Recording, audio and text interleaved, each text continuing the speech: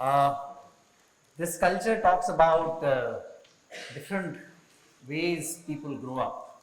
So, according to that, we have this kind of a typology: Gyan Vruddha, uh, Tapo Vruddha, and Vayo Vruddha.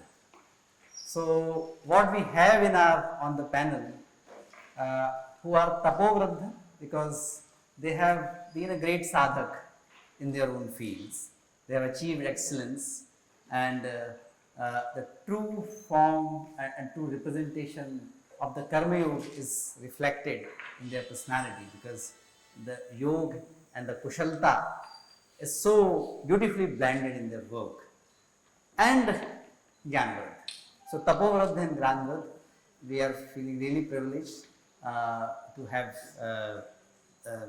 all three of them here. So I would like to start with the Nandavan sir. And actually this is the question to all three of you. As you know, this is the conference on the Indian knowledge system. So when we say Indian knowledge system, we look at the Indian wisdom very importantly. And when we look at Indian wisdom, it also includes yoga, bhakti marg, Jain, Buddhist, all these wisdom traditions. And across the traditions, there are quite a few common things. For example, Jeevdaya, or what in the yoga we say Yam and Niyam, Ahimsa, Satya, Aparigraha, Asteya, not being pompous in spite of being prosperous. Purusharth, importance of the all four Purusharth, Dharma, Artha, Kam, Moksha, being equally important. Living life not with the sense of entitlement, but as a way to repay our debt. It is in the different tradition it talks about five rinas or Jeevadaya, and in the Buddhism we call Pratitya Samupadyata. These are all kind of converging to this idea of living life with the sense of reverence, not as a sense of entitlement. As we see your life and your career and your organizations, they are living many of these values. So I would like to start and request all three of you to share your personal journey about living these values in the thick action of life. I am more comfortable in Hindi. We all are more comfortable in Hindi.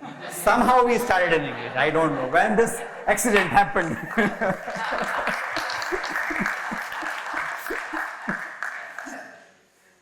जो चीज आपने बताई, words आपने use किए, उन्हीं का समावेश, सबका समावेश करके हमने हम बिजनेस मॉडल बनाया है।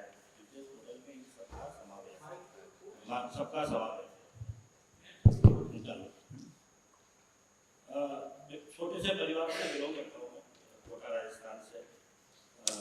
फैमिली में कोई भी बिजनेस नहीं करता, मैं अकेला पर्सन हूँ जो कोई खानदान में बिजनेस के अंदर आए। तो इसका मतलब ये प्रूव होता है कि जरूरी नहीं है कि आप कंपनी में हो, बिजनेस करो तो बिजनेस फैमिली परिवार से ही हो तो ही आप फैमिली के साथ बिजनेस कर सकते हो। मैं टोटली अनरिलेटेड फील्ड से आया हूँ। मेरे फादर BA साहित्य बनारस हिंदू विश्वविद्यालय से PhD स्कॉलर, साधारण ब्राह्मण, संस्कृत स्कूल से पढ़ा, संस्कृत मीडियम से पढ़ा।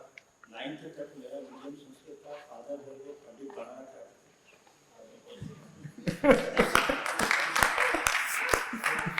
कपड़े मेरे बचपन की फोटोग्राफ सब वैसे ही है, छोटी बड़ी धोती उस तरह का सब वही वेशभूषा। लेकिन मैं 9th के बाद फिर मैंने 10th किया, मैं सब कुछ इनोवेटिव करना चाहता था।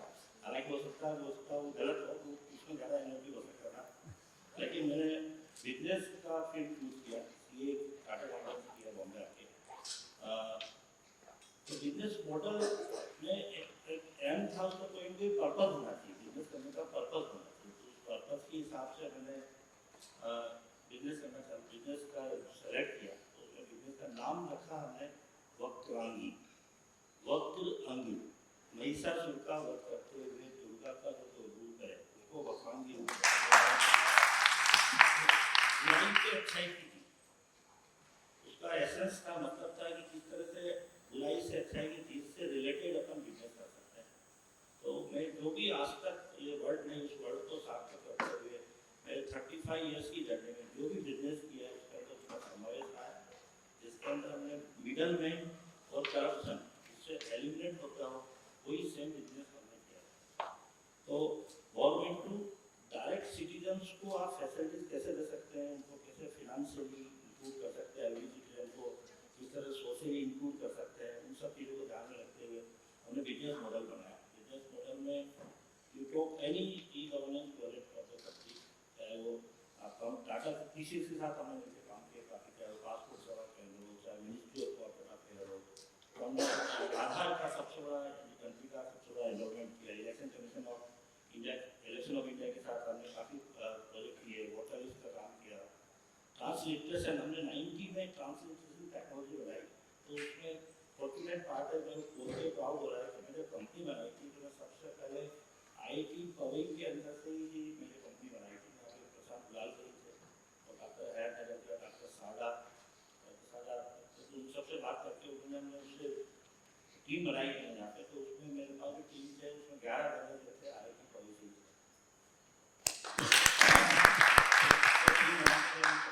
मैं टोटली कॉमर्शियल चार्टर्ड अकाउंटेंट महावी आदमी और टेक्नोलॉजी कुछ नहीं समझता लगता है। उसके बाद मैंने टेक्नोलॉजी में काम चालू किया। उसके बाद हमने 2 टेक्नोलॉजी बनाई, ट्रांसलेशन टेक्नोलॉजी 1990 13 रीजनल लैंग्वेज के अंदर आप इंग्लिश के साथ इंग्लिश को मैप किया आस्की इसकी के साथ में और सारी लैंग्वेज को। तो उस टाइम पे आप सरप्राइज होंगे कि महाराष्ट्र में मराठी के इतने टाइपिस्ट नहीं है कि 6 करोड़ वोटर को 3 महीने के अंदर आप उनको टाइप कर सकते, और वो वाटर इसके अंदर इंग्लिश भी चाहिए, जैसे आई काटे में, और आपको मराठी भी चाहिए थी, तो सब Marathi Gujarati 30 regional language software बनाया, देन वेबिंग सॉफ्टवेयर बनाया।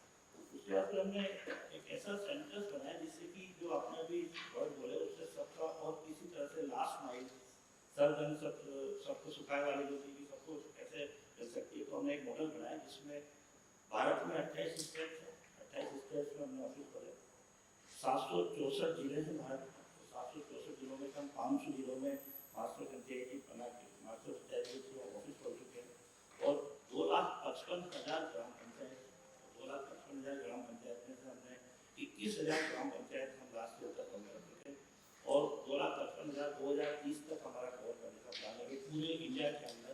And so it is. उसका नाम है सब काम एक काम। तो कंप्लीट फिनेंशियल इंक्लूजन, वर्ल्ड की बेस्ट टेक्नोलॉजी, वर्ल्ड की best services remotest part of India में कैसे पहुंचाई जा सकती है। इस तरह से पेडर रोड एंड नंदुरबार का जंगल और वर्धा का जंगल कैसे एक हो सकता है। क्या पेडर रोड की सेम सुविधाएं वर्धा गढ़चिरौली में मिल सकती है, तो वो हमने किया। उसके लिए टेक्नोलॉजी का साथ लिया। फॉर्चुनेटली अभी आधार इसमें बहुत बड़ा एनेबलर रहा है।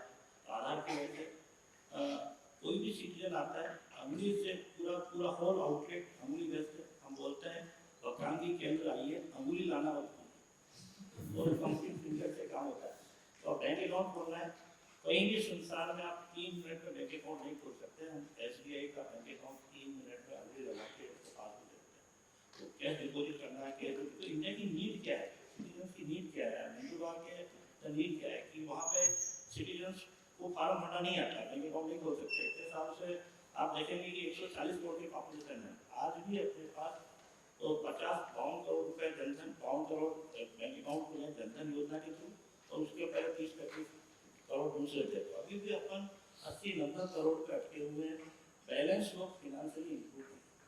आप कल्पना कर सकते हैं गवर्नमेंट सिस्टम के अंदर आप कोई भी स्कीम लिया हो, अगर आप फाइनेंशियल इंक्लूड नहीं है, उसका अकाउंट नहीं है, तो उसके थ्रू आप DBT कैसे पहुंचा सकते हो। तो आप हमारे आउटलेट का अंगुली लगा के उसको आप DBT उसको कैश मिल जाता है। तो उस तरह से हमने सारे बैंकों के साथ टाइप किया, वहाँ पे RBI से लाइसेंस लिया, ATM का, नॉन बैंकिंग कंपनी होते हुए भी हमने ATM का लाइसेंस लिया। गवर्नमेंट ऑफ इंडिया ने, RBI ने 4 कंपनी को सेलेक्ट किया, उसमें टाटा, हिताची जापान और तीसरा वक्रांगी और एक और कंपनी थी, 3 कंपनी 4 कंपनी को सेलेक्ट किया। ये BTA करके कंपनी ऑस्ट्रेलिया की, तो 4 कंपनी को ATM का लाइसेंस। तो हमारे हर बैंकिंग है, बैंक अकाउंट खोल सकते हैं, कैश डिपॉजिट कर सकते हैं, कैश विड्रॉ कर सकते हैं, एफडी लोन के सबके लिए सारी ऑल टाइप ऑफ गवर्नमेंट की स्कीम, प्रधानमंत्री जनधन योजना, जीवन ज्योति योजना, अटल पेंशन योजना, सारी all type of government schemes वहाँ पे अवेलेबल है।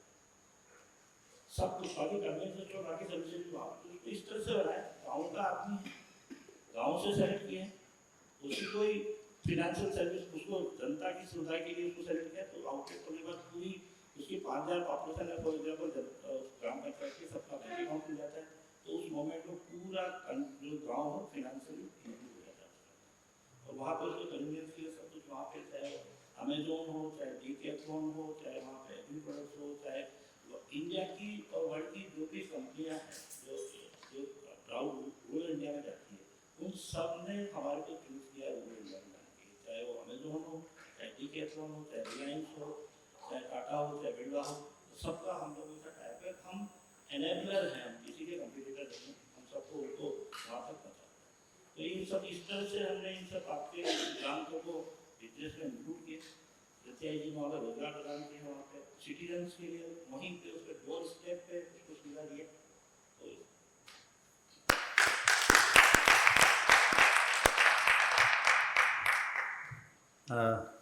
सेम थिंग, हाउ आप तो ऑथर हैं स्थिति प्रज्ञ बुक की, तो इतने थिक ऑफ एक्शन में कैसे स्थिति प्रज्ञ रह सकते हैं, कैसे? मैं एक्चुअली मेरे जीवन पे किताब लिखी हुई है, लेकिन मैंने नहीं लिखी है। स्थिति प्रज्ञा जो पुस्तक का नाम है, वो मैंने खुद नहीं लिखी, किसी और ने मेरा जीवन देख के उसमें कहा कि भाई ये है। कई बार पढ़ के लगता है मैं वो नहीं हूँ, बट कई बार लोगों को ऐसा लगता है, और हो सकता है वो भी ना हो। तो एक तो जो पहले आपने शुरू किया कि इंडियन भारतीय नॉलेज मैनेजमेंट सिस्टम, तो मेरा एक रिक्वेस्ट है सभी से कि जो हमारी प्रथा है, हमारी प्रणाली है, जो हमारी कथाएं हैं, हमारे जो लिविंग एक्सपीरियंस है, उसको उसके अंदर से हम एक तरह से पृथक्करण निकाले, उसका एक कारण निकाले, लेकिन उसको सिर्फ धर्म से जोड़ देंगे तो फिर वो धार्मिक हो जाएगा। जबकि हमको करना है मैनेजमेंट, तो वहां से सीखना है, लेकिन जरूरी है कि सिर्फ धार्मिक ही बात करें, क्योंकि हमारे जो भारत के इतिहास में कई चीजें हमने करी, धर्म की भी करी, लेकिन काम की भी करी। तो जैसे संगम लिटरेचर आप पढ़ेंगे तो कैसे गिल्ड्स होते थे। गिल्ड्स का मतलब है जो सब मिलके, जैसे आज कोऑपरेटिव कहते हैं, या तो उस हिसाब से गिल्ड्स बने, उन्होंने एक दूसरे को पैसे दिए, फिर वो उन्होंने दूसरे भारत में भी भारतवर्ष में जम्बूद्वीप में उन्होंने व्यापार किया, लेकिन दूसरे देशों में भी किया, मलेशिया में भी गए, इंडोनेशिया में भी गए। तो उन्होंने कैसे वो जो इतना व्यापार, इतना बड़ा इंटरनेशनल, इवन जो वेस्ट कोस्ट कहते हैं उसको, पश्चिमी भाग है, वहां से लोग रोम में जाते थे ट्रेडिंग के लिए, रोम में। और ऐसा नहीं कि सिल्क रूट तो चाइना का छोटा सा था। अंग्रेज जो सिल्क रूट, मतलब चाइना बड़ा होता तो चाइना ढूंढ निकलते ना। वेस्ट इंडीज वालों को वो रेड इंडियन नहीं कहते थे, उनको रेड चाइनीज बोलते थे। भारत को ढूंढने आया था ना लोग, तो भारत ही बड़ा था। तो वो हमारी बिजनेस की परंपरा थी, व्यापार की परंपरा थी, जो चीजें हम करते थे उस समय, उसके ऊपर ज्यादा चर्चा भी नहीं हुई, क्योंकि भक्त कम है। सिर्फ बिजनेस जो करता है वो किसी को बताता नहीं है ना, तो उसको चेले बनाने की जरूरत नहीं थी। तो इसलिए वो बाजू में रह गया, हम सब धर्म की तरफ चले गए। लेकिन चाणक्य ने भी कहा है कि धर्म से मूलम अर्थ, तो जब तक हम अर्थ की बात नहीं करेंगे, व्यापार वाणिज्य की बात नहीं करेंगे जब हमारे पूर्वजों से, तब तक उन्होंने क्या क्या जो भौतिक चीजों में किया था, मटेरियल वर्ल्ड में किया था, उसका हमें अंदाजा आज क्यों नहीं है? क्योंकि आध्यात्मिक चीजें एक तरह से हम पे इसलिए भी घर करके कि हम भौतिक चीजों में उतना इंपॉर्टेंस नहीं दे पाए पिछले 2000 सालों में। सो इसलिए मेरा एक रिक्वेस्ट है, तो बहुत आप देखिए रिसर्च मटेरियल आप सोच नहीं सकते उससे ज्यादा, हम उस तरफ नहीं गए। और दूसरा है कि अपनी परंपराओं से, अपने कहानियों से, अपने दंत कथाओं से भी हम सीख सकते हैं। पौराणिक हो, धार्मिक हो, उससे कोई फर्क नहीं पड़ता, लेकिन उसमें से मैनेजमेंट के लेसन क्या ले सकते हैं, फाइनेंस के लेसन क्या ले सकते हैं। जैसे कौटिल्य ने भी लिखा हुआ है कि राज्य को कैसे चलाना है, कैसे टैक्स करना है, कैसे जासूसी व्यवस्था बनानी है। ऐसे उन्होंने कई तरह की चीजें दी हुई, बट उसके ऊपर हम चर्चा ही नहीं करते, क्योंकि हम फाइनली घूम-घाम के उधर पंथ पे आ जाते हैं। और फिर पंथ ने क्या कहा था, और पंथ की रिसर्च बहुत लोगों ने करी, लेकिन जब हम मॉडर्न चीजों की बात करें तो हमारे उदाहरण वहां से लेंगे तो मुझे लग रहा है कि वो जो बच्चों में भी जो पढ़ते हैं, जो विद्यार्थी हैं, बच्चे ना भी हो लेकिन विद्यार्थी उनको ज्यादा मन में तुरंत ग्रहण हो जाता है। जैसे मैं डेरिवेटिव्स सिखाता था, वायदे का सौदा उसको कहते हैं, कि जो लंबा होता है। तो 95-96 में मैं सिखाता था डेरिवेटिव्स की क्या होता है। तो उसमें नेचुरली अंग्रेजों ने हम पे राज किया, वर्ल्ड में राज किया, तो वो अपनी ग्रीक और रोमन फिलोसॉफी में कुछ कुछ निकालते हैं कि भाई ये चीज थी। तो सभी जितनी भी डेरिवेटिव्स की किताब होगी, आप लोग में पढ़ते होंगे, पढ़ेंगे तो आपको पता चलेगा कि एक किताब, एक कहानी सब जगह पे कॉमन है। एक थेल्स नाम का एक फिलोसोफर था ग्रीस में, तो उसको थेल्स ऑफ माइलेटस कहते थे। तो वो प्लूटो, सोक्रेटिस के बराबर था, लेकिन गरीब था, लेकिन बहुत इंटेलिजेंट था। तो लोग उसको पूछते थे तुम्हारे इंटेलिजेंस का क्या काम है, तुम गरीब रह गए तो तुम्हारे इंटेलिजेंस का क्या काम है। तो नॉर्मली अपने वहां आदत है कि मैं गरीब हूं तो हूं। और भारत में एक प्रथा भी है कि जो गरीब है लेकिन वाइज है, वहां पर उतना इंपॉर्टेंस नहीं है गरीबी का जितना हमारा है। इसलिए हम कई बार गरीब को भी, मैंने गरीबी को ही पूछते हैं, बट वहां पर जो है थेल्स को कहा गया लोगों ने कि भाई आप इंटेलिजेंट हो तो आपको पैसे बनाना चाहिए। तो उसने अपनी जो भी अक्ल थी उसने इस्तेमाल करके उसने कहा कि अगले 3 महीने में ऑलिव का जो क्रॉप आएगा बहुत अच्छा आएगा, तो ऑलिव का क्रॉप आएगा तो मैं क्या करूँ। तो उसने जितनी भी ऑयल की मिलें थी, जो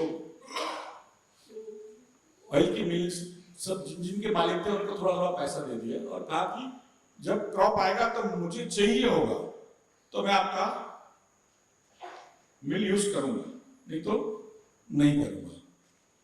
और जब क्रॉप आया तो बहुत अच्छा क्रॉप था। तो अब किसी के पास भी कैपेसिटी थी नहीं, क्योंकि इसने सब रोक के रखी थी। और फिर उसने वो यूज करके बहुत पैसे कमाए तो बड़ा रईस हो गया। तो इसको कहते हैं कि ऑप्शंस जो ट्रेड कहते हैं कि उसने ऑप्शन लिया, थोड़े से हल्का पैसा डाल के एक ऑप्शन लिया, तो उसको थेल्स ऑफ माइलेटस को कहते हैं कि वो डेरिवेटिव्स का जनक है विश्व में। तो मैंने कहा अपनी पुरानी संस्कृति इतने हजारों साल से हम करते आए हैं, तो ये तो सामान्य चीजें होती हैं। हम किसी को, जैसे आज भी कोई फ्लैट लेने जाते हैं, पसंद आ गया, थोड़ा बहाना दे देते ना, कोई बड़ी चीज लेने जाते हैं कि चलो भाई इतना पैसा रखो फिर आके लेके जाऊंगा, तो सामान्य चीज है, क्यों हमारे वहां नहीं होगा। तो फिर मैंने कई बार ये उदाहरण दिया था, मेरे जो विद्यार्थी थे उनको 95-96 में। आज भी लोग आते ऐसे, मैं कई उदाहरण देते रहता हूँ। तो आज भी कोई एयरपोर्ट पे आया, कोई रेलवे स्टेशन पे आके पाँव छूता है, बोलता है कि साहब आपने मुझे ये पढ़ाया था, तो अच्छा भी लगता है। लेकिन उस समय में उदाहरण देता था कि एक भारत में एक राजा थे, और हमारे राजा ऐसे भी थे, लड़ाई लड़ाई करते करते भी कई बार बीवी को साथ में लेके जाते थे। तो वो अपना रथ में बीवी को बैठा के लड़ाई करने निकले, और लड़ाई चल रही थी और बीवी अपना स्वेटर नीटिंग कर रही थी बैठे बैठे रथ में। तो उसने देखा कि जो रथ का एक स्क्रू है वो बाहर आ रहा है, तो उसने उसमें अपनी उंगली लगा ली जिससे रथ चलता रहे और राजा जीत गया। लड़ाई तो जीत गया, उसने बात देखा कि मेरी पत्नी के हाथ में तो अब कट गई है उंगली, तो उसने कहा कि तुमने मेरी जान बचाई, तुमको जो भी चाहिए, जो वरदान चाहिए मैं स्पॉट पे देता हूँ। स्पॉट मीन्स तुरंत, आपको जो चाहिए मांग लो। तो उसने कहा नहीं, आशीष चौहान से मैंने डेरिवेटिव सीखा है।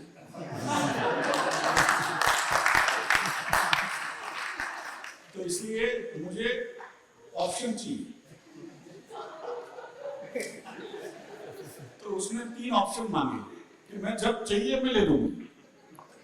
फिर उसने यूज किया नहीं,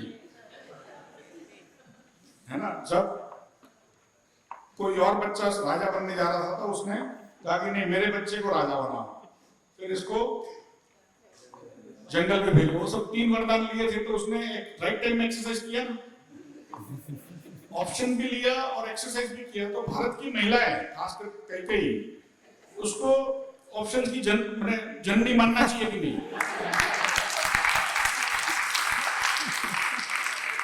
तो कहने का मतलब कि ऐसे उदाहरण हमारी संस्कृति में बहुत है, हमारी कहानियों में बहुत है। तो धार्मिक उदाहरण नहीं,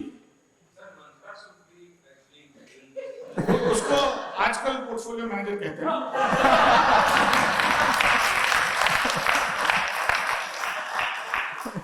एडवाइस देते हैं।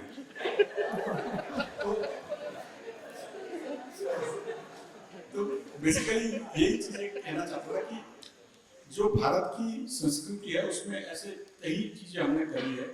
2000 साल पहले विश्व का 60-70% जीडीपी यहाँ से होता, यही जगह से।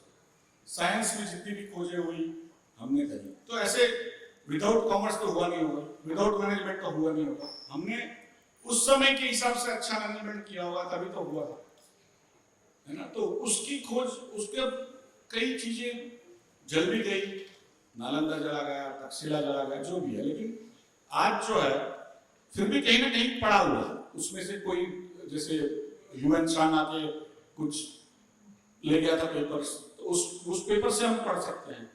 कई शिलालेख है, कहीं से हम इस पे बात कर सकते हैं। ऑलरेडी संजीव सन्याल ने एक किताब लिखी हुई है 7 सीज वाली, जो उस तरफ ईस्ट की बात करी है।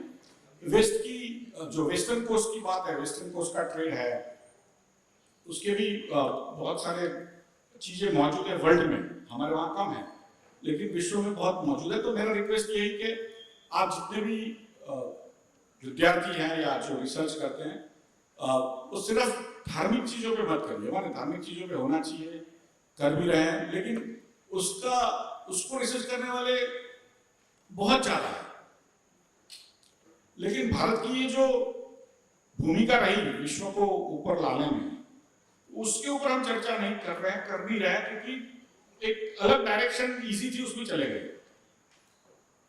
क्योंकि मौखिक थी वो, एक तरह से स्मृति, उसमें एक तरह से उसका प्रिजर्वेशन हुआ, कंटिन्यूटी भी हुई, इसलिए हमें वो सभी चीजें याद है, धार्मिक चीजें जो हुई। लेकिन जो कॉमर्शियल चीजें हुई उसका हमें उतना आज ज्ञान नहीं है, क्योंकि हमारे पास उसके लोग नहीं है जो हमें बता रहे हैं, या तो हमने उस पर रिसर्च नहीं करी। और हम भी गरीब लोग थे, तो नेचुरली खाली जीने में ज्यादा इंटरेस्ट था, तो उसी कर रहे थे। आज थोड़ा एक तरह से हम ऊपर आ रहे हैं, तो वी कैन आल्सो एफोर्ड, ऐसा मेरा मानना है। हैविंग सेड दैट, मेरा खुद का जो परिचय है कि मैं बचपन में ऐसा लगता था मेरे परिवार को, मैं बहुत धार्मिक था, तो कि ये बड़ा होकर के बाप्स करके संस्था आपने सुना, अक्षरधाम, तो उसमें ये जो है साधु बनेगा। लेकिन कोई कारण से मुझे IIT बॉम्बे में दाखला मिल गया, तो मैं IIT में आ गया। तो यहाँ पर भी उसी तरह रहता था, अंग्रेजी मुझे पता ही नहीं था। मैं गुजरात माध्यम में पढ़ा था 12वीं तक, सीधा यहाँ पे आ गया, तो मुझे पता ही नहीं था कि कैसे प्रोफेसर क्या बोल रहा है, पता ही नहीं था। तो अंग्रेजी में कर रहे हैं, मैं गुजराती को इंग्लिश की गुजराती डिक्शनरी लेके आया, आज भी मेरे पास है। तो 3 घंटा लगता था एक पेज पढ़ने में, अंग्रेजी किताब का। हम लोग एक्सेलरेशन को प्रवेग कहते थे, वेलोसिटी को वेग कहते थे। तो वहां से लेकर के फिर धीरे धीरे करके चीजें पास हो भी गई, अंग्रेजी भी सीखे, लेकिन जो आदत लग गई मेहनत करने की, दूसरों से ज्यादा मेहनत करनी पड़ती थी, तो वो लग गई तो चलते गए। लेकिन जो बचपन में जो भी हमारे गुरुओं से सीखा था कि संयम बरतना है, रिएक्ट नहीं करना है, वो एक तरह से धार्मिक चीजें थी, लेकिन जीवन में उसका उपयोग बहुत है। सबसे बड़ा चीज ये रहा कि आप मालिक नहीं हैं, आपको छोड़ के जाना है। तो वो कहीं पर भी माना आपने कोई भी बड़ी संस्था बना ली, जैसे एनएससी में मैंने खुद ने अपने हाथों से बनाई, सैटेलाइट टेलीकॉम, कंप्यूटर सिस्टम। उस समय कुछ नहीं था, कंप्यूटर ही नहीं थे इंडिया में। माने आईआईटी बॉम्बे है, फ्यू प्लेसेस है, बट बाकी कम जगह पे था। उसमें से कंप्यूटराइज सिस्टम बन गई जो आज विश्व में सबसे लार्जेस्ट है। न्यूयॉर्क स्टॉक एक्सचेंज से 20 गुना लार्ज है वो। एक दिन में 1900 करोड़ से ज्यादा ऑर्डर आते 6 घंटे में। हर एक भारतीय के लिए 5-10 ऑर्डर आते हैं एवरी डे, और 29 करोड़ ट्रेड होता है दिन में। विश्व में जितने भी ट्रेड होते हैं स्टॉक एक्सचेंज, उसके अंदर 50% यहां पड़ता है।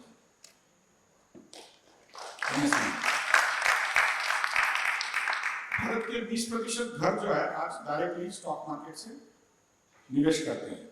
इनकी भी कंपनी में करते हैं, दूसरी कंपनियों में भी करते हैं। तो उसमें जो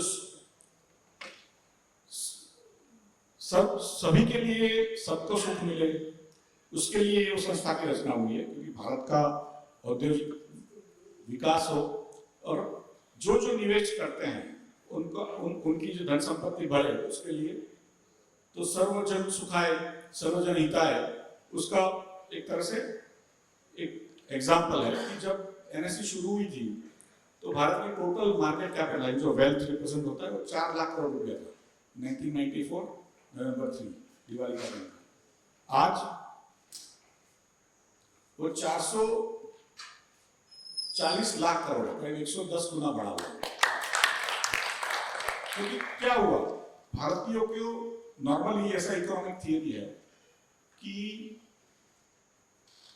गरीब जो लोग होते हैं, गरीब देश होता है जिसमें लोग ज्यादातर गरीब होते हैं, तो उसमें लोग बचत नहीं करते हैं, और बचत करते भी हैं तो वो जो हार्ड एसेट होते हैं जिसको संग्रह कर सकते हैं, अपने सामने रख सकते हैं, उसमें वो निवेश करते हैं, जैसे गोल्ड हो, सिल्वर हो या रियल एस्टेट हो।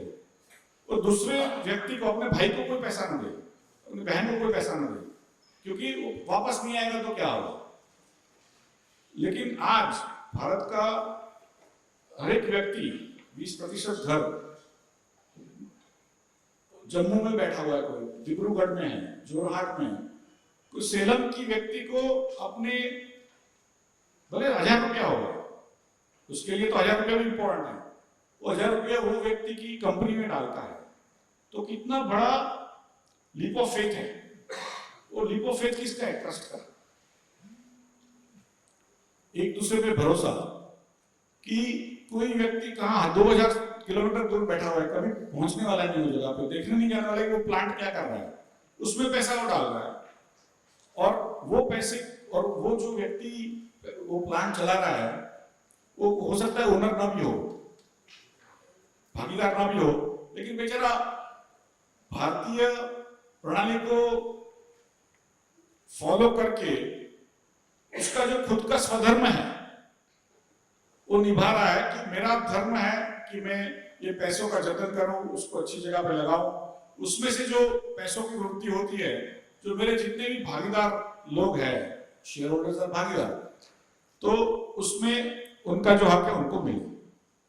जैसे ये भी मेहनत करते हैं अपने भागीदार, ये खुद भी भागीदार है उसमें, मैनेजर भी है, लेकिन उनके कितने शेयर होल्डर हैं, तो वो जो ट्रस्ट है वो भारतीय प्रणाली को अनुसर करके वो व्यक्ति कर रहा है। तो भारत की जो मैनेजमेंट की जो फ्रेमवर्क है वो कहीं बाहर से तो नहीं आए लोग, जितने भी हमारे उद्योजक है वो तो भारत के ही है। थोड़े फॉरेन की कंपनियां होंगी, लेकिन बाकी तो सब भारत की। और वो जो ट्रस्ट हुआ है क्रिएट, जिससे आज भारत विश्व में चौथे नंबर है मार्केट कैपिटलाइजेशन पे, वेल्थ पे, after US, China and Japan. लेकिन हमारा पर कैपिटा इनकम आज भी $3000 से कम है, करीब $3000 इस साल होगा, जबकि अमेरिका का $88,000 पर पर्सन पर ईयर। तो हम उनसे कितने गरीब हैं, लेकिन हमारा ट्रस्ट हमारे उद्योजक पे बहुत ज्यादा है। तो वो जो चीज है वो क्यों हुई? क्योंकि जितने भी उद्योजक है अपनी तरफ से, थोड़े लोग कंपनी नहीं भी चला पाते, चले जाते हैं, थोड़े लोग मानसिकता से पैसे लेके चले जाते हैं, बट ज्यादातर लोग वो ट्रस्टीशिप से काम करते हैं। तो ये जो चीज है कि कर्मण्येवाधिकारस्ते मा फलेषु कदाचन, how do you keep your mind state on a focus? तो आपको फल की चिंता नहीं करोगे। वही बुद्ध ने कहा है कि आपको ख्वाहिशें होंगी तो आपको दुख होगा। डिजायर्स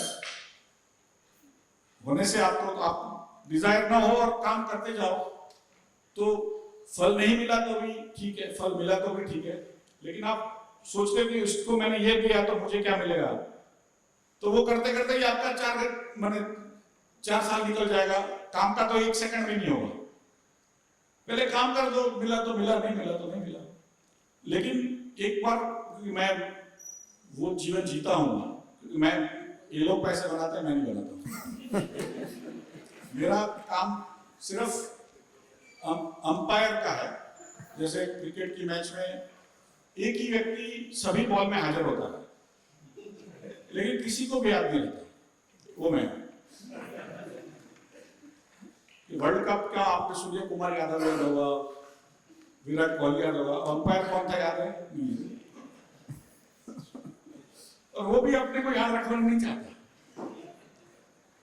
बट वो बंदा जो है, वो उसने ये काम क्यों करना है समाज के लिए, है ना? तो जो फिलोसॉफी है कर्मण्येवाधिकारस्ते कि आप करो, तो मैं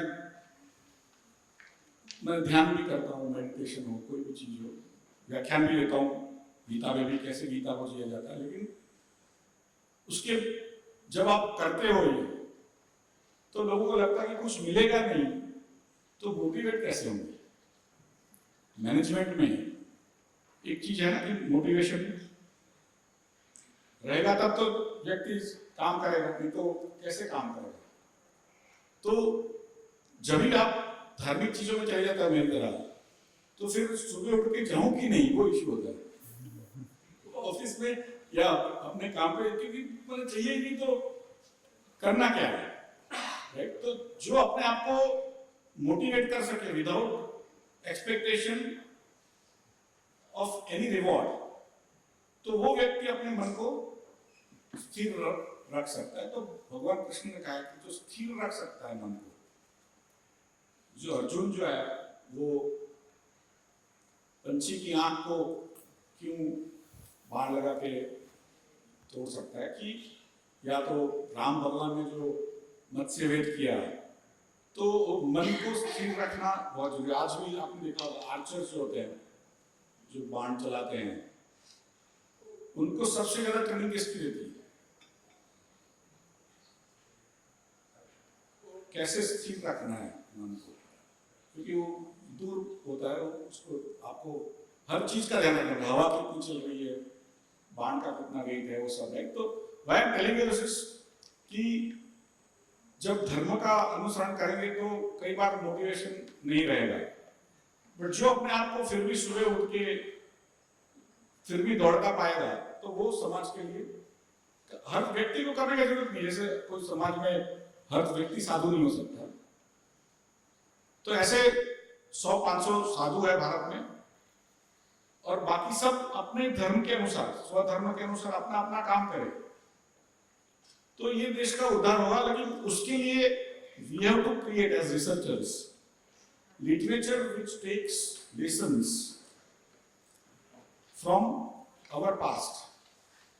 हमने हर रोज स्टोरियां सुनी है, वी लिसन टू स्टोरीज, कहानियां बहुत, माने माता पिता पूरे समाज में स्टोरीज ही स्टोरीज है आपने तो, लेकिन उसका मैनेजमेंट में कैसे रूपांतरण हो, उसमें कैसे कैसे हमारे पूर्वजों ने कैसे इतने बड़े ट्रेड किए, इतने बड़े विजय हासिल किए, और उसमें से कैसे उन्होंने राज्य चलाया, कैसे बड़े बड़े ऑर्गेनाइजेशंस उस समय 2-2000 साल पहले जब इतना स्पीड नहीं था, इतना नॉलेज इंफॉर्मेशन एक्सचेंज नहीं था, कैसे उन्होंने हुंडिया बनाई। हुंडी आपने सुना होगा, एक राज्य में एक व्यक्ति अपना पर्चा देता था, दूसरे 2000 किलोमीटर दूर, 5000 किलोमीटर दूर आप उसके वो पर्ची लेके जाते थे, वो जिसको बोलता था कि यहाँ पे जाना वो आपको इतना पैसा देगा, तो आपको पैसा लेके जाने की जरूरत नहीं थी।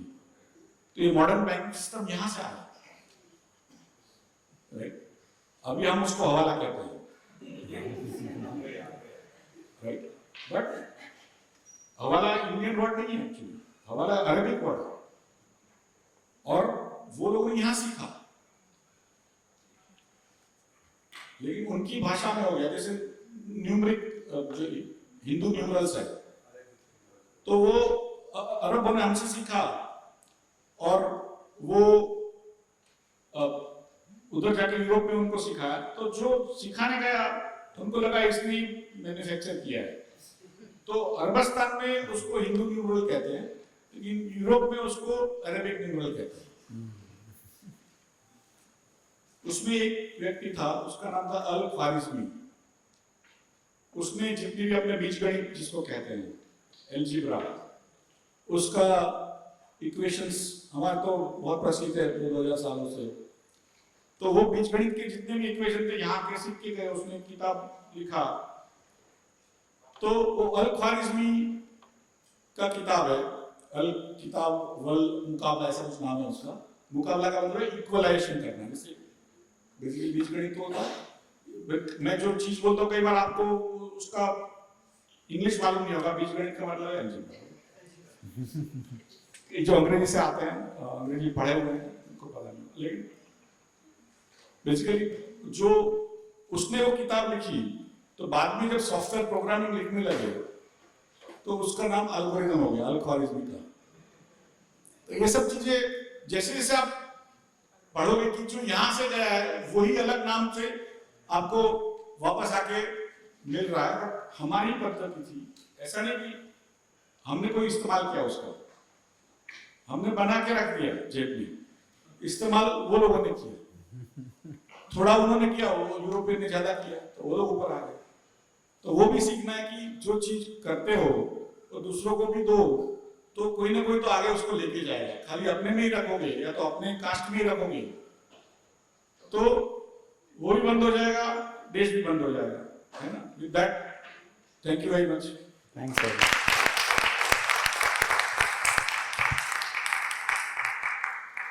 आदरणीय गिरीश जी का जो really wonderful. This was like a business leader talking like a professor, and this is amazing confluence we are observing. Thanks very much, Ashish sir. Adani Girish ji is a diamond merchant, and his work at the social projects is very, very inspiring.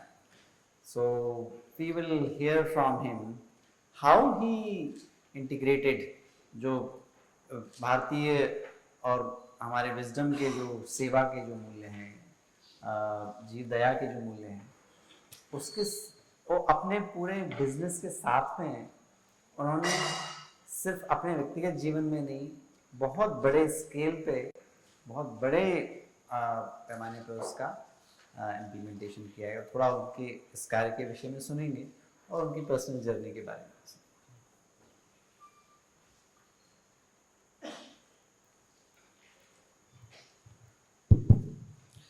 सभी को प्रणाम। Journey तो शुरू हुई कर्नाटक में बेलगांव से, और उस समय मराठी में 96% थे, गुजराती हूँ, लेकिन 10th में मुझे 96% आए। 12th में PCM मेरा 98 था, फिजिक्स केमिस्ट्री मैथ्स। तो मुझे वो बेलगांव है ना, कर्नाटक महाराष्ट्र की बॉर्डर पे है। Yes. तो उसका वो झगड़ा उस समय पॉलिटिकल चलता था, और पूना इंजीनियरिंग में हमें ऑफर की गई सीट। उस समय सिविल इंजीनियर का ज़माना था 82-83 में। तो मैंने पिताजी को कहा कि मुझे इंजीनियर के लिए मौका मिला है, तो मैं पुणे जाना चाहता हूँ इंजीनियर बनने के लिए।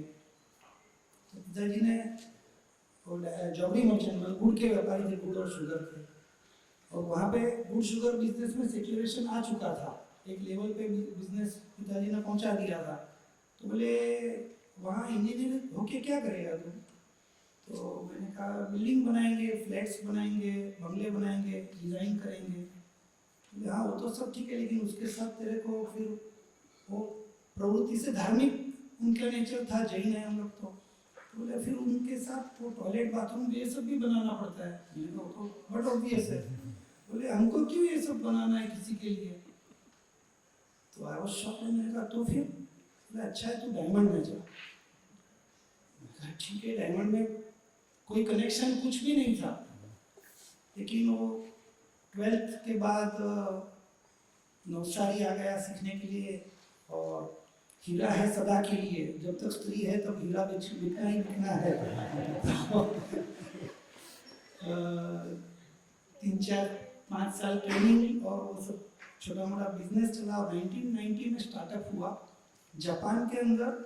माकुहारी मेसे एरिया है, वहाँ पे एग्जीबिशन था। मैं फर्स्ट टाइम, तब मेरे पास 12,000 रुपया ही था, और 12,000 की टिकट थी एयर इंडिया की रिटर्न, और थेपला वेपला साथ में लेकर हम लोग तो वहाँ गए। वो रेल पास करा लिया, ताकि वहाँ जाके कोई खर्चा ही नहीं रहे। हॉस्टल का मेंबर था, तो रहने का भी 100 येन में, मतलब सब सस्ता है। जापान इतना महंगा उस समय भी था। और ट्रेन में कोई गए माकुहारी में से टोक्यो स्टेशन से 2-2.5 घंटा, तो बाजू में एक अंकल बैठे थे।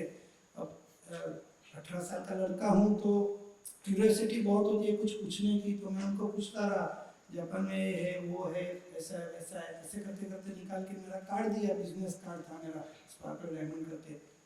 तो जापान में एक बहुत अच्छी परंपरा है, उन्होंने भी खड़े होके अपने खिस्से में से अपना बिजनेस कार्ड मेरे हाथ में थमाया। तो थोड़ा सा स्टडी करके ही गया था कि जापान में कौन टॉप डायमंडर्स है, कौन बिजनेस करता है। तो आप मानोगे जैसे कि मुकेश अंबानी बाजू में बैठा है और मैं उसके साथ बात कर रहा हूँ। तो बियर ग्रुप वहाँ पे जो बहुत बड़ा फेमस ग्रुप था, उसके मिस्टर उएनो चेयरमैन मेरे बाजू में बैठे थे। मैं एकदम थोड़ा सा वो ढीला हो गया, यार इतने बड़े आदमी को मैंने इतना सारा पूछ लिया, 1-1.5 घंटे से पूछ ही रहा हूँ। मैंने कहा सर एक लास्ट क्वेश्चन। मेरे से रहा नहीं गया। मैंने कहा मतलब ये मेरी भी फैंटेसी थी ना, तो मैंने कहा कि आप इतनी बड़ी कंपनी के इतने बड़े मालिक हो, तो आप ट्रेन में कैसे? You should come by Mercedes. Mercedes fantasy थी। तो बोले ऐसे मेरे पे हाथ रख के बोले कि लुक माय सन। जापान में लुक माय सन कहते तो मतलब उसको मेरे से बहुत प्यार, मतलब दोस्ती हो चुकी है। I must save my time. If I come by Mercedes, it takes 3 hours. By train, it takes 1.5 hours. So I come by train. इतना बड़ा मतलब कभी सोच सकते हैं क्या आपके बाजू में अदानी जी बैठे, गौतम अदानी जी ट्रेन में, लोकल ट्रेन में, ऐसा मतलब मोदी जी कभी भी बैठ जाते हैं, लेकिन अदानी अंबानी के लिए नहीं सोच सकते। तो अच्छा लगा, लेकिन मेरा वो पास बना नहीं था। नीचे उतरे तो उनको स्टेशन पे लेने लोग आए थे, उन्हीं के हाथ से ओपनिंग था, उन्होंने कार्ड तो देखे रखा था। तो मैं एग्जीबिशन में मेरा कार्ड वार्ड बना के घूम रहा था, तो कोई भी जो स्टॉल वाले थे वो एंटरटेन नहीं कर रहे थे। फर्स्ट डे फर्स्ट आवर वो खुद का माल बेचने आए या मेरी बात सुने। तो मैं भी दूर दूर से ऐसे ही घूम रहा था, 1-2 घंटा घूमने के बाद थक गया, तो मैं सोचा चलो इनके स्टॉल पे तो जाते हैं, दोस्ती तो है ही। वहाँ गया, एज यूजुअल वो दिखे नहीं, तो मैंने सोचा स्टॉल पे वो कार्ड बताया, तो जितने भी थे सब वो वेलकम वेलकम करने लगे जापानीज में, एकदम झुक झुक के, और अंदर लेके गए, कॉफ़ी पिलाए। तो मैंने कहा यार ये अच्छा है। दूसरे कुछ स्टॉल पे तो एंट्री नहीं मिल रही थी। एंड उससे बात हुई, मैंने उसको थेपला खिलाया, खिस्से में रखा ही था, उसने मुझे कॉफी पिलाई, हमारी ये दोस्ती 2-3 दिन तक चल गई। लेकिन वो बॉस दोबारा दिखे नहीं। वो तो क्या ओपनिंग हुआ, खुद के स्टॉल का ओपनिंग, सबसे बड़ा स्टॉल उनका था, वो वापस चले गए। 3-4 दिन हो गए, एग्जीबिशन हो गया, उसके बाद एक दिन घूमने का मैंने ऐसे ही सोचा, रिटर्न का टाइम आ गया था, मैंने कहा एक बार तो उनको फ़ोन कर लेते, चेक तो कर लेते, याद आता है। मैंने फ़ोन किया, वहाँ पे फ्री फ़ोन थे, उस समय मोबाइल तो था नहीं। मैंने फ़ोन किया, उनके पास लाइन पहुंची, मैंने कहा सर मैं Girish, yes mister Girish where are you, मैंने कहा ऐसे, okay okay come to office. मैं गया ऑफिस, उनके पूरा ऐसे फ्रूट्स ये वो सब अच्छे से मतलब प्रेजेंटेशन रखा था तैयार, और दैट वाज माय स्टार्टअप कि उन्होंने डायमंड बिजनेस में मेरी उंगली पकड़ी। We rise by lifting others, उन्होंने उंगली पकड़ी। 1990 में I came here and within 6 hours I made money that was like lifetime के लिए मेरे लिए इनफ था। जो मैं सोच के आया तो 5-6 साल में वो जापानीज में लिफ्ट भी हो गया। लेकिन जापानीज की एक बहुत अच्छी जो सोच है वो ये है विश्वास।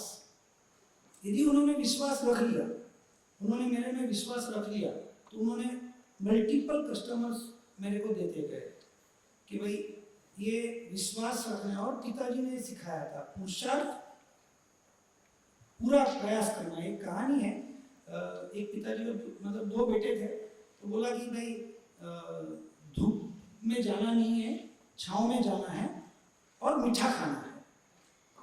तो बड़ा बेटा ने सोचा कि पिताजी ने ये कहा है, तो वो धूप आने से पहले ही ऑफिस चला जाता था। धूप में जाना नहीं है और मीठा खाना है, तो पूरी भूख लगती थी तभी खाता था। दूसरे ने सोचा कि पिताजी ने बोला है तो ऑफिस से घर तक छपरा डलवा दिया, धूप में नहीं जाना है, और रोज श्रीखंड बासुंदी मजे करने लगा। मोटा भी हो गया, डायबिटीज भी हो गया, धंधे में कमाई भी नहीं हुई।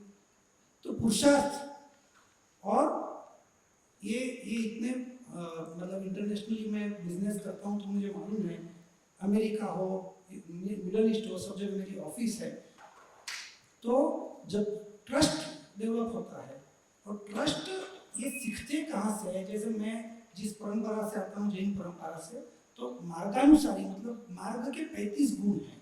उसमें पहला गुण है न्याय संपन्न वैभव। मार्गानुसारी के 35 गुणों में से फर्स्ट प्रिंसिपल जो हमको बचपन में पाठशालाओं में सिखाते हैं कि न्याय संपन्न वैभव करना है, पैसा कमाना है, अन्याय से नहीं कमाना है, गलत करके नहीं कमाना है, गलत बोल के नहीं कमाना है। और हिला बाजार पूरा का पूरा, आपको तो उससे बहुत लेन देन कम होगी, लेकिन हमारा बीकेसी में ही पूरा डायमंड बुल्स है, 49,000 पीपल कमिंग एवरी डे। और मैं किसी को 100 करोड़ का माल दे रहा हूँ, 50 करोड़ का ले रहा हूँ, हमारे यहाँ लिखा पट्टी नहीं होती है, चिट्ठी नहीं होती है। बिल होता है तो अलग, अभी तो 5-7 साल से सारा बिल ट्रांजेक्शन हो गया, उसके पहले कोई चिट्ठी लिखा पट्टी कुछ नहीं थी, जस्ट एंड जस्ट ट्रस्ट।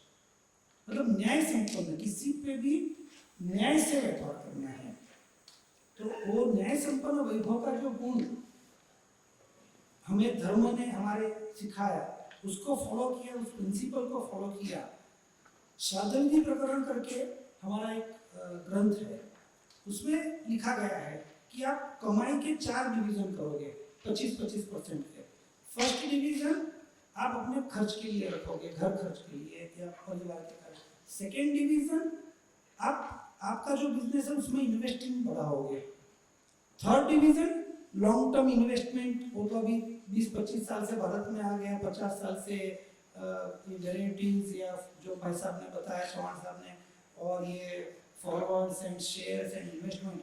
हमारे यहाँ पहले इन्वेस्टमेंट था धन धन खितवतु रूप सुवर्ण कुये परिमाणे रुपये चौपयज्ञ। धन धान्य खेती वस्तु रूपा सोना कांसा, द्विपगा और चौपगा। मतलब द्विपगा मतलब नौकर, उसको द्विपगा मतलब कौटुंबिक पुरुष बोलते थे, चौपगा मतलब पशुधन, और धन मतलब हमारे यहाँ किसी को ब्याज पे देना एक बहुत बड़ी परंपरा थी महाजन की। तो हर गांव में एक ऐसा था कि गांव के लोगों को कुछ भी पैसा था तो गांव के महाजन से ले लेते थे, और बहुत अच्छे से वो चलता था। ये बात अलग है कि उसमें से किसी ने जरा ज़्यादा ब्याज लिया और गलती की तो पूरे महाजन परंपरा को ही ठोक दिया कि ये सारा ही गलत है। वैसे तो अभी कि इन्वेस्टर मार्केट में ही होता है, कोई कंपनियां गलत होती है लेकिन उससे पूरा मार्केट को कोई गलत नहीं कहता है। तो धान्य मतलब हमारे यहाँ 10-12 साल का धान्य भी संग्रह रखते थे अपने पास। खेती, हर एक के पास एक अपनी खेती होती थी। तो फिर वास्तु मतलब खुद का मकान, धन कितना होता, रूप सोना मतलब चांदी, सोना, कांसा, ये इन्वेस्टमेंट के तौर पे भी रखा जाता था। मारवाड़ियों के कईयों के घर में पूरी दीवार की दीवार पे सोने के पूरे वो बिस्किट्स भर के वो दीवार रख जाती, मतलब कभी कभार ऐसा होता था कि जरूरत पड़े तब वो सोना काम में लिया जाता था। तो इस तरह से 9 डिवीजन में लॉन्ग टर्म इन्वेस्टमेंट्स होते थे।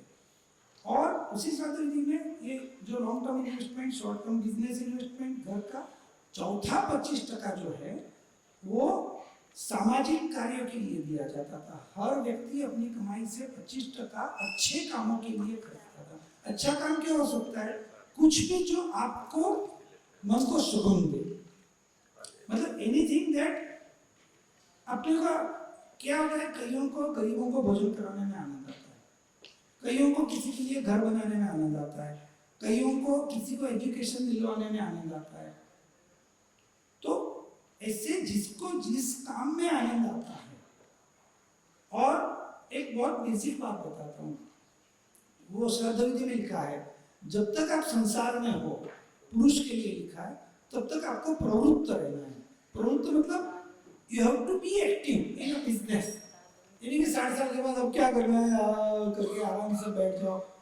कभी देखा नहीं आपने मतलब मोदी जी स्पीच देते, कभी तक उनको बकाई खाते किसी ने देखा नहीं होगा, मतलब ऑलवेज। तो ये लिखा गया है कि लक्ष्मी मतलब पैसा वो स्त्री स्वरूप है। और शादी किए हुए पुरुष को पूछ लो कि आपने ऐसे आपकी पत्नी को बोल दिया कभी मेरे को तेरी जरूरत नहीं है और वो घर छोड़ के चली गई, तो इज्जत का क्या होगा? उसी तरह लक्ष्मी नहीं है, हमने बोल दिया कभी हमको लक्ष्मी की जरूरत नहीं है, तो लक्ष्मी भी सोची कि अब इसको मेरी जरूरत नहीं तो मैं क्यों इसके पास रहूं, मैं दूसरे के पास जाता हूँ जहाँ मेरा रिस्पेक्ट है, जहाँ मेरे को संभाला जा रहा है। मैनेजमेंट, बिजनेस मैनेजमेंट यही तो है, पैसा कैसे कमाओ, लेकिन कमाने के साथ ट्रेडिशनल इंडियन नॉलेज सिस्टम है कि उसका रिस्पेक्ट भी रखो, उसके साथ पवित्रता के भाव से देखो। पैसा है तो उड़ा दो, दारू दुराचार व्यभिचार कर दो, नहीं, वो चला जाएगा। आपने देखा होगा कई सारे पैसे धनपति लोग 2-5 साल के बाद खाने के भी वांदे हो जाते हैं, क्योंकि उसने लक्ष्मी के साथ भी दुर्व्यवहार किया है। तो लक्ष्मी को पूरा रिस्पेक्ट देना, जितना आप अपनी माता, पत्नी या पुत्री को रिस्पेक्ट देते हो, वो स्त्री स्वरूप है। ये हमारे ही पवित्र परंपराओं में सिखाया गया है। और उसका जो चौथा फैक्टर मैंने बताया कि सोशल एंटिटी, 25% अच्छे कामों में लगाओ। तो मैंने मेरे गुरुदेव पंडित चंद्रशेखर मास्टर की प्रेरणा से 96 में उन्होंने मुझे प्रेरणा की कि भाई तू अभी कमा रहा है और कमा लिया है तो तू ये अच्छे कामों में लग जा। मैंने कहा कौन सा अच्छा काम करूं? बोले तो जीव दया का काम कर। जीव दया का क्या होता है? तो गौशाला, उसका मैनेजमेंट। तो मुझे लगा कि ठीक है। अब जीव दया का मतलब क्या हुआ कि आशीष जी मिले, चौहान साहब मिले, मैं जीव दया कर रहा हूँ, या खिस्से में से 2-5 हज़ार काट के ले लूँ और उसका चारा खरीद के खिला दूँ। जीव दया का सामान्य मतलब यही हो जाता था। और मेरी ओपेरा हाउस में प्रसाद चैम्बर में 15वें माले पे ऑफिस थी, अच्छा खासा कारोबार था। वो 1 माले से 15 माले तक कोई भी ऑफिस में मैं जाऊँ तो वेलकम होता है। मैंने सोचा यार सुबह से शाम में एक ऑफिस में चले जाएंगे, 2-5 हज़ार इकट्ठा कर लेंगे और कोई गौशाला को बेच दिया, चारा खरीद लिया, तो जय गौ माता हो गई। तो 1 महीने तक तो मैं वो किसी के ऑफिस जा रहा हूँ, चाय पी रहा हूँ, लेकिन पैसे मांगने की हिम्मत ही नहीं हुई। मांगने वाला काम मेरे से नहीं होगा। वापिस गुरु महाराज के पास गया, मैंने कहा नहीं, ये पैसे मांगने वाला काम मत दो, मुझे कोई दूसरा काम बोलो। मैंने कहा तेरे किसने कहा पैसे मांगने का? मैंने कहा आपने तो बोला जीव दया कराने का। जीव दया करने का तो बोले जीव दया करने का मतलब सिर्फ पैसा मांगना नहीं है। उस गौ माता या उस पशुधन को क्या चाहिए? मैंने कहा क्यों क्या चाहिए? तो अतिचार नाम का एक सूत्र है, उसमें लिखा है चारा पानी तिन्नी वेला साथ संभालना कीजिए, मतलब चारा और पानी 2 चीज चाहिए। मैंने कहा बोले हाँ, तो उसकी व्यवस्था करना। मैंने वो कैसे करना? चारा ट्रक में आता है, पानी नल से आता है, बोले नहीं, गौवा चरे गौचर, गौचर की व्यवस्था करो। ये बात तो ठीक है। और जलधर जलवा जानो, पंखी माही उत्तम हंस जलधर, बारिश का पानी उसको कैच करो, जलधर। तो जलधर जलवा जानो, मैंने कहा ये भी ठीक है। जितने भी 24 तीर्थंकर हुए उनका केवल ज्ञान मतलब उनका आत्मबोध वो इस प्रकार के कोई हॉल में ऑडिटोरियम में नहीं हुआ है, कोई उपाश्रय में नहीं हुआ है। 24 के 24 तीर्थंकरों के केवल ज्ञान कोई ना कोई वृक्ष के नीचे हुआ है। तो उन्होंने मुझे ये टैगलाइन सिखाई, गौचर तालाब देशी वृक्ष अबोध जीवों की जीवादोरी है, जीव मात्र की। कोई भी व्यक्ति यहाँ में ऐसा है कि वो पानी के बिना चल सकता है, कोई भी व्यक्ति ऐसा है कि जो बिना वृक्ष जीवन सोच सकता है, कोई भी व्यक्ति ऐसा है। अब ये सिस्टम को लेके हमने एक एक गौशाला को डेवलप चालू किया। 12 स्क्वायर फुट क्या है मुझे मालूम नहीं था, हालांकि मैं इंजीनियरिंग का स्टूडेंट बनने वाला था ना, बना नहीं, मैं हीरा देखना शुरू कर दिया तो वो स्क्वायर फुट वाला समझ चला गया था। तब तक 82 से 96 वो चला गया था। एमएल वाला सिस्टम आ गया, हाँ? एमएल वाला मिलीमीटर, मिलीमीटर वाला वो कैरेट्स वाला सिस्टम आ गया था। और सुबह से शाम मतलब उस समय तो काम इतना करते थे, हाथ में हमारे आई ग्लास था और सुबह 9 बजे से हीरा देखना शुरू करो और कई बार रात को 2 बज जाते थे, 3 बज जाते थे, क्योंकि कस्टमर आए, उनको सप्लाई करना है, तैयार करना है, दूसरे दिन एक्सपोर्ट करना है। लेकिन पहला ही गौशाला मैंने मांडल गौशाला है विरमगाम के पास, तो वहाँ के ट्रस्टी का परिचय हुआ। मैंने कहा मेरे को आपकी गौशाला में काम करना और किसी से पैसे मांग के नहीं, मेरा जो शेयर है 25% का मेरे कमाई का, उसमें से मेरे को काम करना है। तो बोले हाँ आइए हमारे यहाँ काम करिए। बोले जमीन बताओ मेरे को, गौचर बनाना है। मुझे लगा जमीन मतलब ऐसा एक टुकड़ा होगा। वो भाई साहब ने जीप में बिठाया और घुमाते रहे। मैंने कहा भैया एंड ही नहीं आ रहा है। बोले अभी तो 1 घंटा घूमना पड़ेगा। 1200 एकड़ जमीन थी और उस समय मेरे समझ में आया कि 1200 एकड़ क्या होता है। तो मैं घूमते रहा, फिर उसमें वो प्रोसोफिस जुबली द्वारा थे बबुल। मैंने कहा इसका क्या है? बोले पता नहीं, ये आ गए हैं मैक्सिकन है और ये आने से चारा कम हो गया है, निकालो इसको। और उस समय गूगल तो आया नहीं था अभी, लेकिन फिर थोड़ा स्टडी किया कि आने से क्या तकलीफ हो रही है, पशुधन को क्या तकलीफ हो रही है, पक्षियों को क्या तकलीफ हो रही है, उसको निकालना शुरू किया। फिर वहाँ पे 2 तालाब देखे, पूरे मिट्टी से भर गए थे, उसको डिसिल्ट करवाया। फिर उसको बाउंड्री प्लांटेशन में बरगद, पीपल, आम, इमली, नीम, औदुंबर, जामुन ऐसे देशी वृक्षों का वृक्षारोपण करवाया। और ये सारा काम होते होते 4-6 महीने हो गए। जनवरी से शुरू किया था, जून आ गया तो जमीन पूरी 1200 एकड़ क्लीन हो गई। पौधे मई जून में हमने लगा दिए थे और तालाब भी डिसिल्ट होके तैयार थे। बस अब तो वरुण देव की कृपा ही देखने थे। जून जुलाई काम एंड ही हो रहा था, मोबाइल भी अभी शुरू नहीं हुए थे। मैं लास्ट ट्रिप गया था और वो धीरू भाई लीचर वहाँ पे थे, वो मेरे साथ हमने वापिस राउंड लिया। मैंने कहा अभी भगवान कृपा करे, वरुण देवता उतना ही वेट है। और आप बिलीव करो, मैं वहाँ से बॉम्बे आया, दूसरे दिन बारिश शुरू हुआ, 1 हफ्ता लगातार बारिश गिरा, पूरे तालाब छलोछल भर गए। 1 महीने के बाद जब मैं गया दोबारा तो पूरी हरियाली जम गई थी। कुदरत की क्या करामत है आपको समझाता हूँ। बारिश गिरता है, अभी गिरा है मुंबई में, बारिश हफ्ते से शुरू हुआ है। आप देखोगे कहीं भी निकलोगे तो थोड़ा हरा हरा चारा घास दिखेगा। आदमी का फुर्ती में ये बात तैयार होता है। हाँ, ज्वार, बाजरी, मकाई जो भी है, पशु का चारा 3 दिन में शुरू हो जाता है। बारिश गिरने के बाद तीसरे दिन में आपको हरियाली दिखना शुरू हो जाती है। मनुष्य नहीं खा सकता है, लेकिन गाय खा सकती है, थोड़ा थोड़ा घूम फिर के खा सकती है। तो 1200 एकड़ वो वृक्ष लग गए, वो भी पनप गए। And that journey started from 1996 और 2024 लगातार वो तीनों फोकस पे जर्नी शुरू है। और पूरी इंडियन नॉलेज सिस्टम हमने मैनेजमेंट में नहीं लेकिन रूरल मैनेजमेंट में लगा दी है।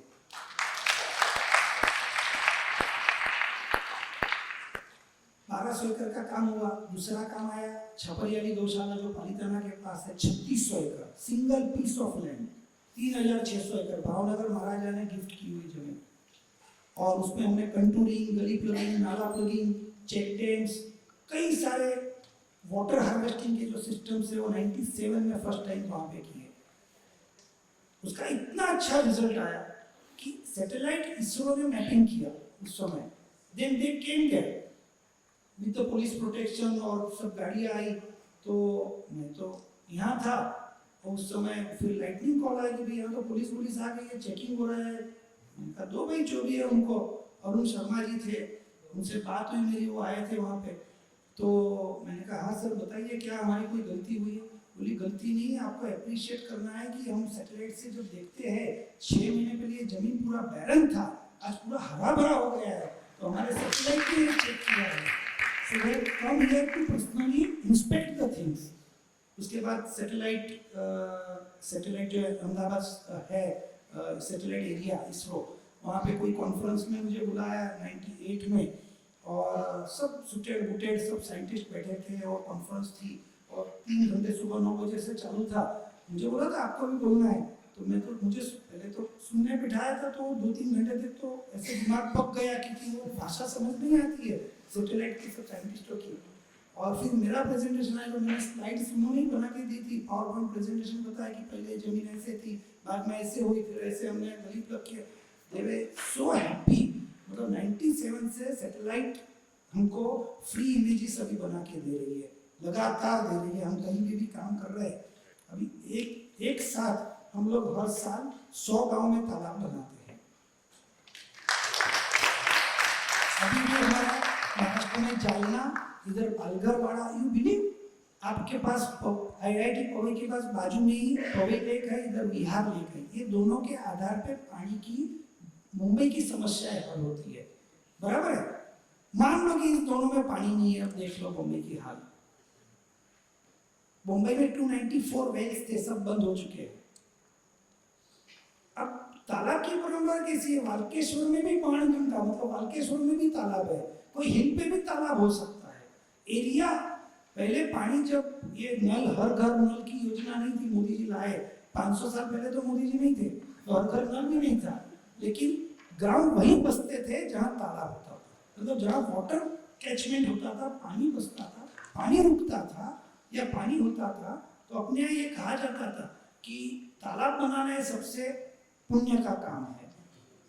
इसलिए कहा जाता था कि पूरी ग्राम, मतलब पूरे बस्ती को बसना है, तो पानी, बिना पानी आप सोच ही नहीं सकते।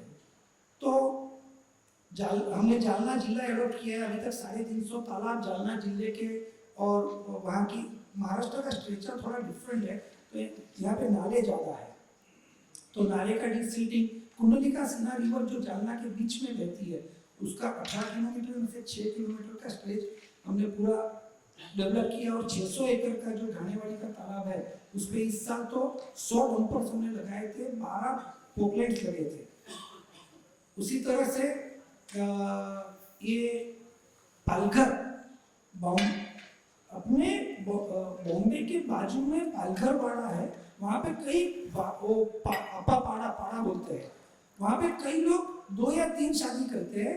एक शादी तो सिर्फ वो वाइफ सिर्फ पानी लाने और पीछे, मतलब बॉम्बे के नजदीक 50 किलोमीटर के अंदर का गांव इतना पिछड़ा हुआ है, हम सोच भी नहीं सकते। इधर IIT पवई है और उधर पिछड़ा हुआ गांव है 50 किलोमीटर की रेंज में, जहाँ पे व्यक्ति दूसरी शादी तीसरी शादी इसलिए कर रहा है कि एक वाइफ को तो सिर्फ पानी लाना और उसके लिए रखा है। इस साल हमने 90 लाख का एक नया मशीन ले लिया, और वहाँ पे अभी एक गाँव में डिसिल्टिंग का काम शुरू हुआ। इस साल और पिछले साल मिलकर कुल 60 वाटर बॉडीज हमने वहाँ पे बना लिए, और सबसे पहले बारिश भी वहाँ आती है। तो अभी पिछले हफ्ते जो बारिश आई तो सारे के सारे वाटर वेल्स सब चार्ज हो गए। इसी तरह से गुजरात में पालिताना, भावनगर डिस्ट्रिक्ट, कच्छ में, राजस्थान में OCIG बेल्ट, तो इस तरह से काम करते हैं। मैं भारत सरकार के एनिमल वेलफेयर बोर्ड में 3री टर्म में हूँ, तो भारत के सभी राज्यों के गौशाला पांजरापों का एक नेटवर्क बनाया, और गौशाला पांजरापों को बिचारे की जगह, मतलब ये होता है गौशालाओं का पैसा मांगना, उसमें से बाहर निकल के self sustainability on the basis of this Indian knowledge system business modules को डाल के rain water harvesting, grassland development, plantation into gaushala, at the same time products of gobar and gomutra, और उस गोबर से ऑर्गेनिक फार्मिंग। मतलब मेरे पास 11,000 गाय की गौशाला है, भागोर जलाराम गौशाला, कभी मौका मिले तो वेबसाइट पे भी देख सकते हैं या रूबरू आके देख सकते हैं। तो हमने उसके साथ 11,000 किसानों को ऐड कर दिया और उस किसान को पर एकड़ 1 ट्रॉली गोबर देते हैं। हमारा रोज का गोबर प्रोडक्शन 50,000 किलो है। आपकी लैंग्वेज में मैं बात कर सकता हूँ, मेरा मल्टीप्लिकेशन सब। तो 50,000 किलो गोबर है, 2500 किलो की एक ट्रॉली, तो रोज की मेरे पास 20 ट्रॉली हो जाती है। तो रोज 20 एकड़ जमीन को हम ऑर्गेनिक फार्मिंग में ट्रांसफर कर रहे हैं एवरी डे। तो साल की 7,200 एकड़ जमीन ऑर्गेनिक फार्मिंग में ट्रांसफर हो रही है। तो इस तरह से वो गोबर देता है और हमारी इंडियन सिस्टम की पार्टर की पैसा देने की जगह तो वो हमको चारा देता है। उसी तरह से रूरल डेवलपमेंट, जैसे 1-2 लाख कुछ 50,000 ग्राम पंचायत पैसा आपने बताया हमारे दिनेश जी ने, 6.5 लाख गांव है। वैसे ग्राम पंचायत कम है, उसमें वो ब्लॉक्स होते हैं। हमने ये सोचा है कि एक रूरल डेवलपमेंट का प्रोजेक्ट लेते हैं और सक्सेसफुली इंप्लीमेंट किया है। अब तो 100 से प्लस विलेजेस हमने डेवलप कर लिए। हम 2 करोड़ रुपए एक गांव में लगाते हैं, 2 करोड़ रुपीज फ्रॉम CSR। उसमें हम क्या करते हैं, 3 चीज करते हैं। First, rain water harvesting. तो पूरे गांव के तालाब, नदी, नाले, मोकड़े जो भी है, वाटर बॉडी, उसको क्लीन करना, डिसिल्ट करना, उसकी मूल व्यवस्था पे उसको पहुंचाना। उसके साथ साथ उस गांव का जो ग्रासलैंड है, गौचर, जो किसी ने दबा दिया है, किसी ने खा लिया है या उस पर कौशों की कीड़ी फ्लोरा हो गया है, उसको क्लीन करके उसको फेंस कर देना। और पूरे गांव के जो गौवंश या पशुधन है उसको उसी गांव में उस गौचर पे आने का फिर सुविधा हो जाता है। कृष्ण का जन्म जन्माष्टमी को हुआ, तो फिर गोपाष्टमी क्या है? किसी को पता है? गोपाष्टमी बोले, गोपाष्टमी दिवाली के बाद, लेकिन उसका नाम गोपाष्टमी क्या है, क्यों है? दिवाली के 8 दिन की दिवाली के 8 दिन के बाद कृष्ण भगवान खुद नंगे पांव, मतलब खुले पांव, गौ माता को लेके गौचर में चराने गए। उस दिन से गोपाष्टमी की परंपरा, मतलब चातुर्मास के 3-4 महीने में मुख्य गौचर, जो बड़ा गौचर होता है, वहां पे गाय को ले नहीं जाते थे, उसको सिक्योर रखते थे, रिजर्व। गांव में 2 गौचर रहते थे, एक छोटा गौचर जो चौमासे के 4 महीने काम आता है, एक बड़ा गौचर जो 8 महीने काम आता है। तो कृष्ण भगवान ने परंपरा शुरू की कि वो गाय को चराने ले गए और उसको गोपाष्टमी के दिन, मतलब दिवाली के 8 दिन के बाद बारिश खत्म हो जाता है, चारा अपनी पूरी हाइट पे उग गया है, तो 8 महीने तक पूरे गांव की गाय को चलेगा। मतलब ये हर घर नल की जगह हर घर गांव की गाय की परंपरा आ जाए ना, तो गाय को खिलाएगा कौन? कृष्ण भगवान ने कितना ट्रैक्टर चारा मंगाया, कोई रिकॉर्ड है क्या? नहीं होगा, क्योंकि उस समय ट्रैक्टर भी नहीं थे। लेकिन कृष्ण भगवान ने चारा चराने को गाय को लेके गए, ये परंपरा है। और हमने 50 साल पहले भी देखी होगी कि एक परंपरा थी। तो एक गांव में हम गौचर बनाते हैं, वहां पे सनिया, ब्राह्मण, झिंझुआ, ऐसे 45 प्रकार के देसी घास के बीज डालते हैं, पूरा नदी नाला डिस्टिल करते हैं। तो 4 इंच भी बारिश गिरता है, इजराइल 4 इंच बारिश में फ्रूट एक्सपोर्ट कर सकता है। हमारे यहाँ 6 इंच पड़ता है ना, तो सब लोग विधानसभा पहुंचते हैं, दुष्काल घोषित करो। तो 4 इंच बारिश में भी पूरे गांव की पानी की समस्या दूर हो जाती है। और एक गांव में 4,000 वृक्ष लगाते हैं। औसतन एक गांव में 4,000, एक ग्राम पंचायत में 4,000 लोग औसतन रहते हैं। तो 4,000 वृक्ष कौन से? 500 साल पुण्य मिलेगा। बरगद लगाओगे 500 साल, औदुंबर लगाओगे 500 साल, पीपल लगाओगे 500 साल, ऑक्सीजन भी देगा, पक्षी को फ्रूट भी देगा, 7 पीढ़ी तक पुण्य मिलेगा। इसके लिए ऐसे ही वृक्ष 4,000 लगाते हैं। अभी तक सक्सेसफुली 30 लाख ट्रीज लगा के बड़े कर चुके हैं। 3,000 रुपये वृक्ष का लेते हैं। 1250 लोगों की एक सेपरेट टीम है हमारी सद्भावना की। 250 टैंकर ट्रैक्टर है। एक गांव में 4,000 वृक्ष का कॉन्ट्रैक्ट लिया, 1 करोड़ 20 लाख रुपया लिया। 3 साल तक हम वहां रुक के हम ही पानी पिलाएंगे, दूसरे किसी पे डिपेंडेंट नहीं करेंगे, नहीं तो झाड़ होता नहीं है। फिर वो अभी तक फॉरेस्ट डिपार्टमेंट ने आज़ादी से अभी तक 75 साल में जितने झाड़ कागज पे लगाए वो सारे के सारे उग जाते, तो हमें बैठने की जगह नहीं रहती पार्क में। हम लोग जो झाड़ लगाते हैं वो डेफिनेटली गारंटी के साथ 3 साल के बाद यदि वो झाड़ दिया तो 3000 वापस, इस गारंटी के साथ झाड़ लगाते हैं। 850 तालाब बना चुके, कंप्लीट हो चुके हैं और 1,60,000 एकड़ जमीन को ग्रासलैंड में ट्रांसफर कर चुके हैं। 1,60,000। तो मेरा ये जो मॉड्यूल मैं जो बोल रहा हूँ, आत्मनिर्भर भारत कैसे होगा। हम ये कहते हैं कि भारत सोने की चिड़िया थी, तो क्या थी? भारत के हर गांव में सोने की चिड़िया थी क्या? भारत के हर गांव के हर मंदिर को सोने के पत्थरे से लगाया हुआ था क्या? भारत का हर गांव सेल्फ सस्टेन था, सेल्फ सस्टेन। गांधी जी ने नमक के लिए सत्याग्रह किया, क्यों? क्योंकि एक चीज गांव में नहीं मिलती थी, वो नमक। वो होता नहीं था, गांव में पकता नहीं था नमक, सिर्फ सी शोर पे या दांडी, मतलब कुछ जगह पे होता था, या सिंध के पास वो खड़क का नमक होता था। इसलिए यदि नमक पे टैक्स लग गया तो भारत के हर गांव में टैक्स लग जाएगा, इसलिए गांधी जी ने नमक का सत्याग्रह किया। लेकिन अदरवाइज आप देखें, गांव में पानी है तो खेती हो सकती है, खेती हो सकती है तो गांव की जो जरूरत है वो पूरी हो सकती है। अपने यहाँ खेती सब मिलेट्स की होती थी, ये गेहूं वगैरह तो अब आए, मिलेट्स की खेती होती थी तो चारा होता था, प्लस गौचर भी था, तो पशुधन संभल जाता था। पशुधन संभलने से दूध, दही, घी, छाछ, मक्खन, वो समस्या खत्म हो जाती थी। उसके गोबर से ऑर्गेनिक फार्मिंग होता था, तो केमिकल फर्टिलाइजर की भी जरूरत नहीं थी और ऑक्सीजन के टैक्स कहीं लेने जाने नहीं पड़ते थे। गांव में 3-4 हजार वृक्ष, भारत के कोई भी गांव में आप जाओ, आपके अपने गांव को विजुअलाइज कर लो, आपके गांव में नदी नाला तालाब होगा ही, आपके गांव में बरगद पीपल कुछ ना कुछ होगा ही। आपके गांव में आप जाके ग्राम पंचायत को पूछोगे, बोलेगा हाँ यहाँ गौचर था, अभी यहाँ से कॉलोनी कट गई, या तो यहाँ वो पूरा ये हो गया। 2 करोड़ रुपया एक गांव में लगाते हैं, इसमें 1 करोड़ 20 लाख रुपया वृक्ष के पीछे लगता है, 40 लाख रुपया लगता है गौचर वगैरह सफाई में, और 40 लाख रुपया लगता है नदी नाले तालाब सफाई में। 2 करोड़ रुपया लगता है।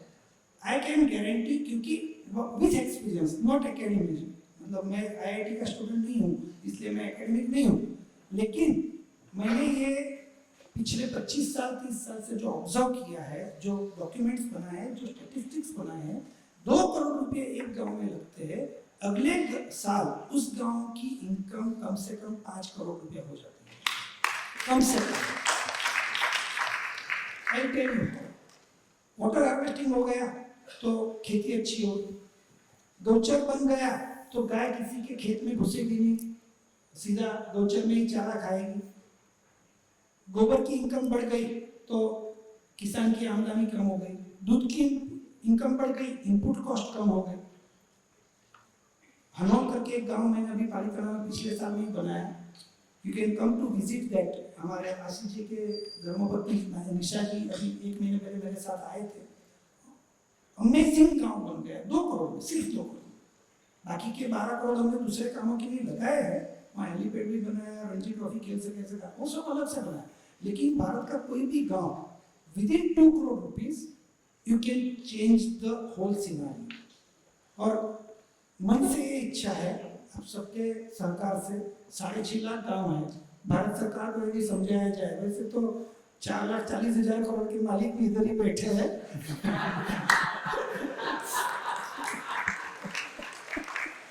लेकिन हर गांव 2 करोड़ रुपया अपने गांव में लगा दे, और 2 करोड़ ये फाइनल फिगर नहीं है। उस गांव में यदि नदी नाले तालाब अच्छे ही हो तो वो रुपया बच जाता है।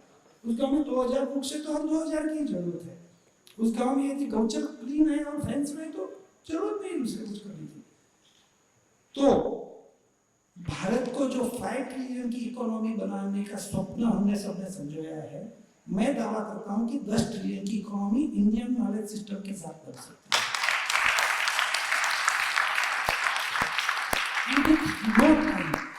5 साल में हो सकता है ये, सिर्फ 5 years। आपको ऐसा लगता होगा कि ये पॉसिबल है क्या? आई इनवाइट यू ऑल, ये जहाँ जहाँ बना हुआ है वो देखने आइए, देखेंगे। Seeing is believing. धर्मज करके आप टाइप करेंगे तो धर्मज का गौचर 50 साल पहले जब इमरजेंसी आई थी तब मोदी जी वहां छुपे थे, तो वो धर्मज का गौचर 50 साल पहले गांव वालों ने डेवलप किया। आज धर्मज में 14 नेशनलाइज बैंक है, 1000 करोड़ की एफडी है, 146 एकड़ में जो चारा उगता है उससे गांव में 6000 गाय पलती है। And you can visit it, it is near Baroda.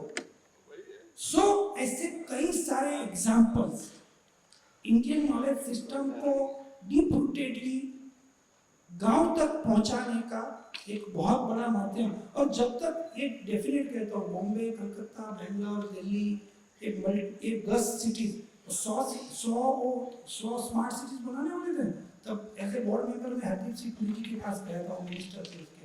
मैंने कहा सर आपको 100 से क्या प्रेम है, सब सिटीज को क्यों नहीं? बोले स्टेप बाय स्टेप।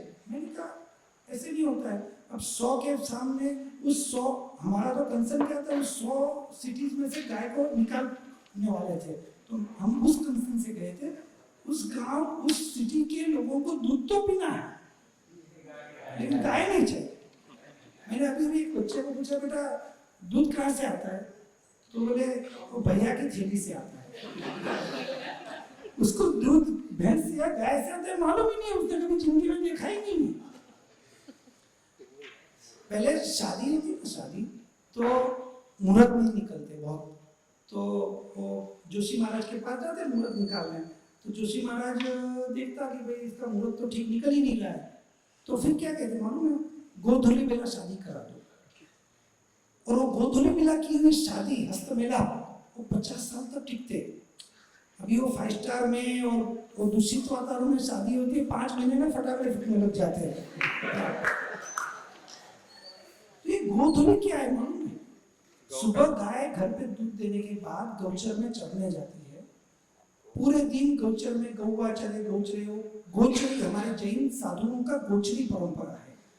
घर में 5 लोग हैं, गुरु महाराज 10-15 है, घर में बादाम का शिरा बनाया है और गुरु महाराज गोचरी लेने आए, तो 1 चम्मच ही लेंगे। हालांकि वो पूरा का पूरा भी ले सकते क्योंकि उनका कंजम्पशन इतना है, लेकिन वो घर वालों का विचार करके दूसरे घर जाएंगे, एक ही रोटी लेंगे, 2 ही, ऐसे घूमते फिरते रहेंगे। अल्टीमेटली वो सब 10-20 जगह जाके अपनी जो रिक्वायरमेंट है वो पूरी करके वापस आएंगे। गाय का सेम है, वो जब गौचर में जाती है तो थोड़ा खा के आगे जाती है, थोड़ा खा के आगे, वो एक जगह रुकती नहीं है, इधर 5 फुट घास है चलो पूरा खा लो इधर ही बैठ, नहीं, वो आगे जाती है, मतलब पीछे वाली गाय का सोच के जाती है। फिर वो पानी पीती है तालाब में, तृप्त होती है, और वो तृप्त गौ माता पशुधन शाम को 5-6 बजे जब वापस आती है, तब आपने गांव में सिनारियो देखा, और भाग के आती है। भाग के आती है तो धूल जो उसके पैर से उठ के ऊपर आकाश में उड़ती है, और जितने खराब ग्रह है वो सब ढक जाते हैं। उसी टाइम हस्तमिलाप हो जाए तो आप समझो बेड़ा पार हो गया। तो ये मतलब आप देखो, गाय सुबह जाती है तो धीरे धीरे धीरे जाती है, लेकिन जब पेट भर के पानी पी के आती है तो ये सिनारियो आप लोगों में से कईयों ने अपने अपने गांव में देखा होगा। गोधूली, अब तो क्या होगा, आरसीसी रोड हो गए, विकास है ना, विकास ऐसा हो गया है। देखो नगर पालिका का फुल फॉर्म हम लोग क्या करते हैं, नल गटर रास्ते की व्यवस्था करे वो नगर पालिका, बराबर। अब गांव में विकास क्या है, गांव में भी गटर बनाओ, आरसीसी के रोड बना दो और लाइट दे दो और घर घर नल दे दो। उससे क्या हुआ? नहीं, ये जरूरी नहीं है, ऐसा मेरा कोई दावा नहीं है, लेकिन जहां जरूरत है, जितनी जरूरत है उतना करने की जगह कुछ ज्यादा कर दिया, और जो मूल जरूरत थी उस व्यवस्था के तरफ दुर्लक्ष हो गया। इसमें पशुपालन मंत्रालय, रूरल डेवलपमेंट मिनिस्ट्री, जल संधारण मिनिस्ट्री, सबके बजट 50,000 लाख करोड़ है। और मैं एज ए बोर्ड मेंबर 6 साल से दिल्ली जाता हूँ, महीने में 5-5 दिन, अगला हफ्ता पूरा दिल्ली हूँ, रुकता हूँ, लेकिन पता नहीं मेरी बात मैं अच्छे से समझा नहीं पा रहा हूँ। 6 साल हो गए, तो कोई 50-50 हजार करोड़ का बजट होता है, लेकिन कौन सा तालाब खुदा उस 50,000 करोड़ से वो ध्यान में ही नहीं आता है। बहुत बड़ी मतलब वो रूरल डेवलपमेंट से कौन से रूरल का डेवलपमेंट हुआ अभी तक देखने में ही नहीं आता है। हम लोग 1-2 करोड़ में जो काम कर लेते हैं वो 10 करोड़ के बाद भी हो नहीं रहा है। मनीषा चौधरी जी गुजरात के रूरल डेवलपमेंट सेक्रेटरी है, 5,000 करोड़ का साल का बजट है, पिछले हफ्ते मिलने गया था। मैंने कहा मैडम ये 5,000 करोड़ में से मुझे दे दो, मैं 2500 गाँव तो 1 साल में डेवलप करके दे दूंगा। बोले नहीं नहीं, हमको 18,114 गाँव में खर्च करना है। मैंने कहा बिल्कुल करिए, तो 5 साल में तो सबका पूरा हो जाना चाहिए, लेकिन होता नहीं, पता नहीं क्या होता है। तो आप सब IITians इस पर रिसर्च करिए और पॉलिसी फ्रेमिंग में थोड़ी मदद करिए। तो मुझे लगता है कि भारत सरकार और राज्य सरकारों को भी समझना पड़ेगा, और पॉलिसीज में कुछ हमारे निशा जी है ना, Gujarat institute of development research, 50 साल से रिसर्च करके वो पॉलिसीज के लिए मदद करते रहते हैं, लेकिन पॉलिसीज वहाँ जाने के बाद कुछ दूसरी फ्रेम होके आ जाती है। तो ये रूरल डेवलपमेंट की जो पॉलिसीज है, उससे भारत के 140 करोड़ परिवारजनों का भला होने वाला है। हमको देसी गाय का A2 मिल्क मिलेगा, हमको फॉरेन के किसी पैसों पे डिपेंडेंट, मतलब फॉरेन एक्सचेंज हमारा आपको पता है केमिकल फर्टिलाइजर पेस्टिसाइड पे जाता है, ट्रैक्टरों की वजह से डीजल पेट्रोल में जा रहा है, बहुत पैसा बच जाएगा यदि भारत का गांव इंडियन ट्रेडिशनल नॉलेज सिस्टम के साथ डेवलप हो गया। और डेवलप भी था, हम कोई नया नहीं कर रहे, 100 साल पहले सब जीते ही थे। अब हमारे बुजुर्ग पुरखे 2000 साल तक जीते आए, कैसे जीते हैं अभी? उनको कोई हॉस्पिटल नहीं ले गया, उनको कोई मैनेजमेंट इंस्टीट्यूट में नहीं लेके गया, उनको कोई महल बने 500 साल 1000 साल पहले, मंदिर बने 2000 साल पहले, तो कौन आर्किटेक्ट था, कौन इंफ्रास्ट्रक्चर मैनेजर था? फिर भी सब बन गया। तो हमको सिर्फ 100 साल पहले जाना है, और इसके लिए IIT बहुत अच्छी मदद कर सकता है। आप सबका बहुत बहुत धन्यवाद।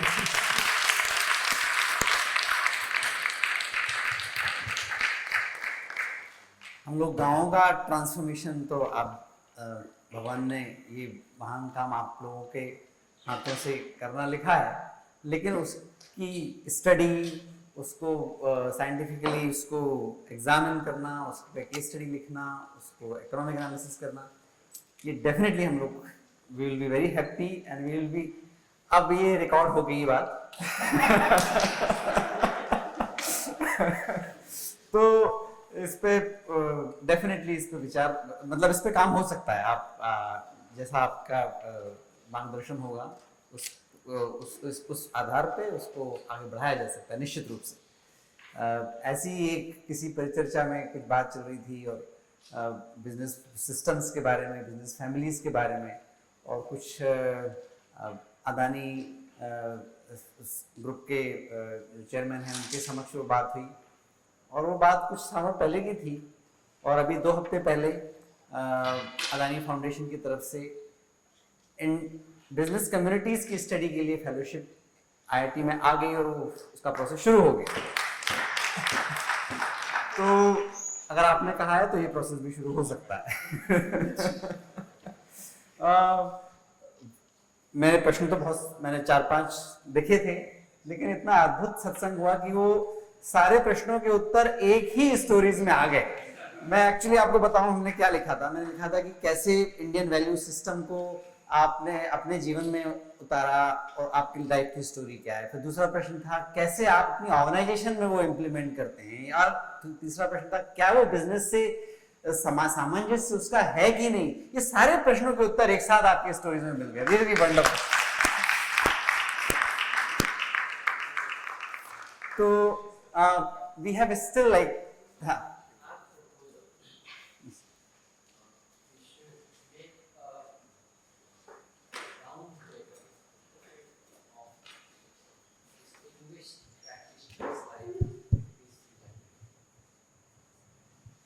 proposing that Ashish ji should make a round table of distinguished practitioners like you, because each of your stories is worth more than a whole semester of organizational behavior course.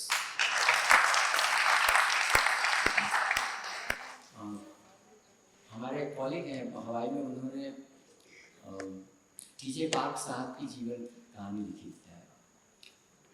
वो किताब मैं हर एक सेमेस्टर में 10 साल मैंने करीब use किया। तो स्टूडेंट्स के कमेंट्स होते, उनको किताब पढ़ के 10 पेज की रिपोर्ट लिखनी होती थी। एक स्टूडेंट्स कमेंट करते थे कि जितना मैंने 4 सेमेस्टर के डिफरेंट कोर्सेज में सीखा, उससे ज़्यादा इस एक जीवनी किताब से मैंने सीखा। तो आप लोगों की जीवनी ऐसी है, रिकॉर्ड हो गई है, हम लोग इसको यूज कर सकते, लेकिन ऐसी राउंड टेबल बने तो इंडियन नॉलेज सिस्टम स्वतः आगे बढ़े। आपने तो कंपनी की नाम भी इतनी अच्छी रखी, कल से नवरात्रि शुरू हो रही है आषाढ़ की, I mean it's so beautiful. मैं मेरे 2 प्रेजेंटेशन में मैं कहता हूँ कि we have to start with Indian words, ideas, concept, और आप लोगों ने करके दिखाया है। तो I think if you can start a round table of distinguished people like you, that will be just wonderful, and that will bless all of us, and we can learn from your experience, and the students will learn from you, and thank you very much.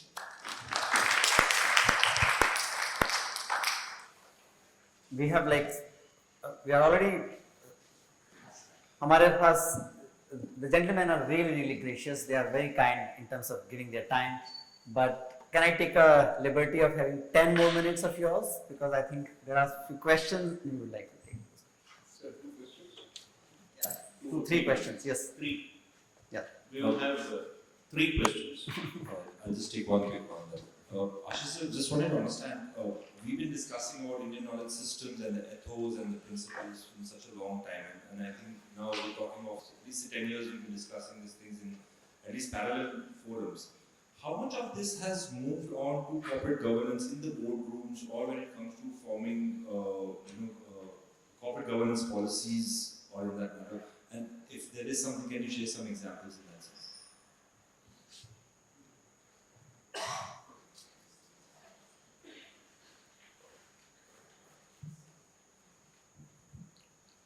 जो corporate governance की बात होती है तो कि कौन चलाएगा, कैसे चलाएगा, तो हम जो भारतीय जीवन पद्धति है, जो हमारी नॉलेज सिस्टम है, उसके आधार पर कैसे करते हैं। तो जैसे आपने कर्ण का नाम भी सुना होगा कि कर्ण था, दानेश्वरी था, और जो भी उसके घर जाता था उसको कुछ न कुछ देता था, और जो मांगा ऐसा देता, ऐसा नहीं कि मुझे पसंद आया ऐसा देता था।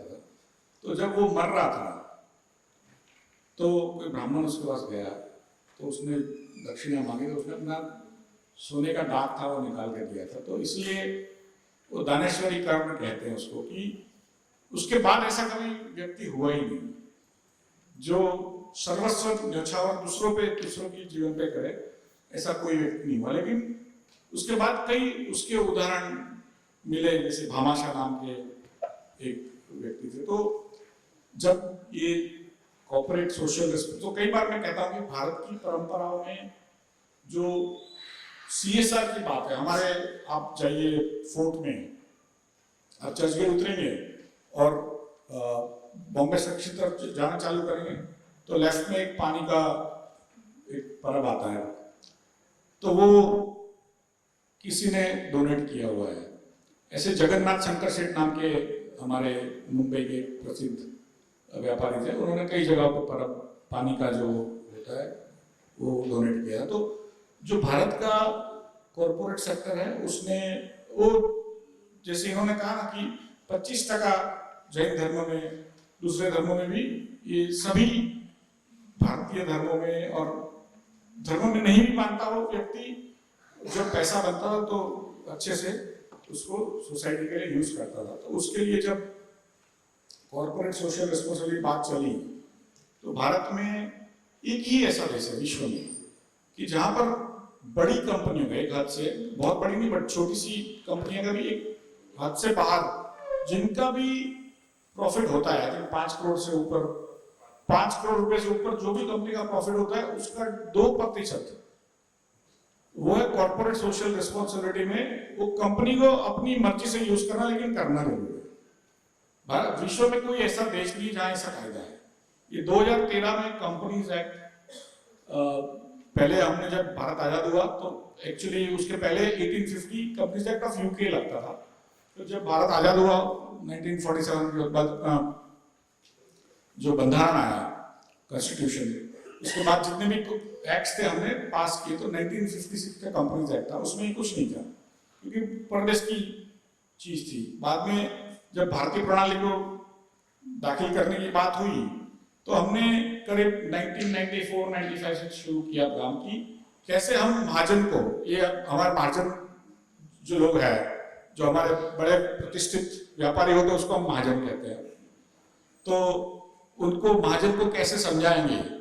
तो मैं हर शहर में घूमता था, सबको समझाता कि भाई ये कॉर्पोरेट सोशल रिस्पॉन्सिबिलिटी में आप मना मत करना, क्योंकि भारत की जरूरत है और जो काम एनजीओ नहीं कर पाते हैं, ये सरकार जैसे मैंने कहा इतना 1000 करोड़ खर्चा करती है, वो नहीं कर पाती, वो आप लोग कर पाएंगे, क्योंकि आप लोग जो एनर्जी से, जो मोटिवेशन से आप 5 रुपए का 5000 करोड़ बनाते हो, वो उसी में से आपके 2% जब कॉर्पोरेट सोशल रिस्पॉन्सिबिलिटी तो उसका जो इम्पैक्ट आएगा बहुत आएगा।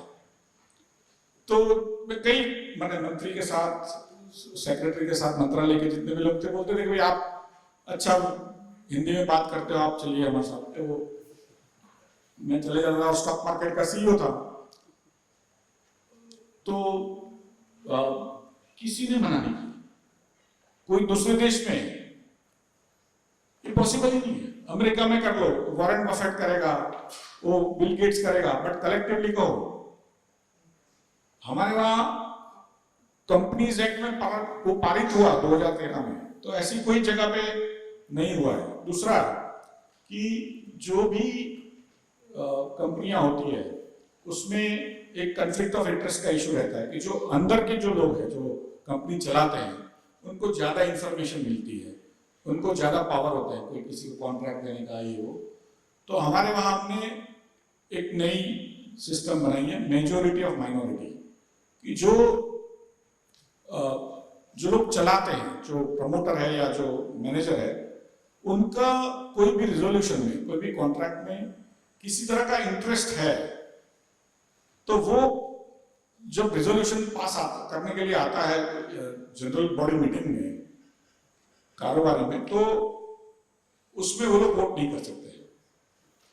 वो मेजोरिटी ऑफ माइनॉरिटी मींस जितने भी माइनॉरिटी शेयर होल्डर है, जो जिसका कोई इसमें इंटरेस्ट नहीं है, वही इसी में वोट करेंगे। तो ऐसे कई चीजें जो हमने करे भारत में।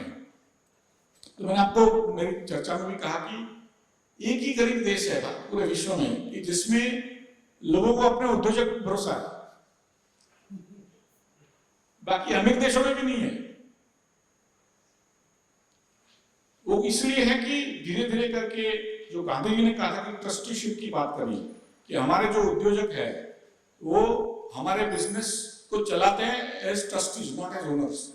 होता होगा कोई लोग उसका ट्रस्टीशिप से नहीं करते हैं, लेकिन ज्यादा से ज्यादा भारत के जो धार्मिक रूप से या सामाजिक रूप से चलने वाले सभी बिजनेस जो है वो ट्रस्टीशिप की भावना से चलते हैं। और फैमिली की जो रेपुटेशन, जैसे इन्होंने कहा ना, इज्जत, क्योंकि पीढ़ी दर पीढ़ी चलाना है, ये आपको बेच के नहीं भाग जाना है, तो इसलिए वो परिवार की इज्जत का भी ख्याल रख के सभी को साथ में लेके चलते। तो अपने वहां कई बच्चे बात पूछते हैं मुझे कि भाई अपने वहां इतनी ज्यादा देवी देवता क्यों है 33 करोड़। तो मैंने कहा कि जो बिजनेसमैन है उसके ये परिवार है, तो पहले सभी को कुछ मिलेगा, फिर उसको मिलेगा।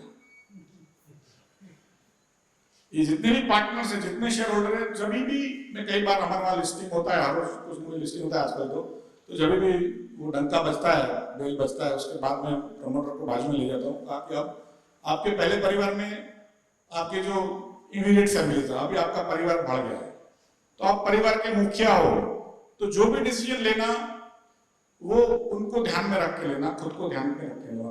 तो ये जो चीजें है तो भारत की परंपराओं से ये है, और सभी लोग मानते भी है। थोड़ा इधर उधर कभी होता भी होगा, ऐसा नहीं कि नहीं होता है, लेकिन भारत के आज उद्योजक है वो compare to rest of the world काफी कंप्लायंट है।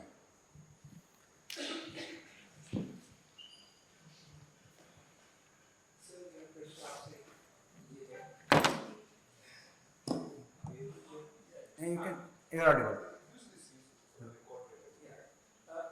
ये जो मेन स्ट्रीम कॉर्पोरेट मीडिया है, बिजनेस मैगजीन्स हैं, इनमें आपके बारे में बहुत ही कम लिखा गया है।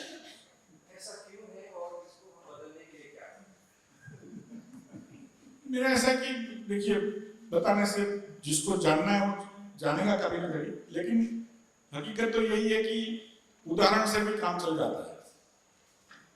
क्योंकि आज की चकाचौंध में जो पैसे या जो पैसे का दिखावा होता है उसमें स्वाभाविक है लोगों का ध्यान ज्यादा रहता है। इसका मतलब ये कि नहीं लोग दूसरी चीजों में इंटरेस्ट नहीं है। आज भी जब मैं यहाँ पर IIT में भी आता हूँ, कई जगहों पे जाता हूँ, इनको पूछिए, बहुत इंटरेस्ट है, ऐसा नहीं है इंटरेस्ट नहीं है। और YouTube के माध्यम से भी लोग हमको जान सकते हैं। खाली ये बात है कि हम मार्केटिंग में पैसा व्यय करने से अच्छा है काम करने में अपना व्यय करें। तो पहले भी ये कहा जाता था, जैसे इन्होंने गौशाला की बात की कि हमारे जो व्यापारी होते थे कई बार दूसरे गांव भी जाते थे रहने के लिए, तो अच्छा धनवान व्यक्ति आया है वो कैसे पता चलेगा गांव में। तो पहले जो भी बिजनेसमैन ट्रांसफर होता था दूसरे गांव में, तो पहला गौशाला को विजिट करता था और वहां पे ध्यान देता था। तो एक बार गौशाला को बड़ा ध्यान मिला तो लोग पूछते थे कि किसने किया है, तो इसने किया है, तो तब जाके उसका नाम बताता था।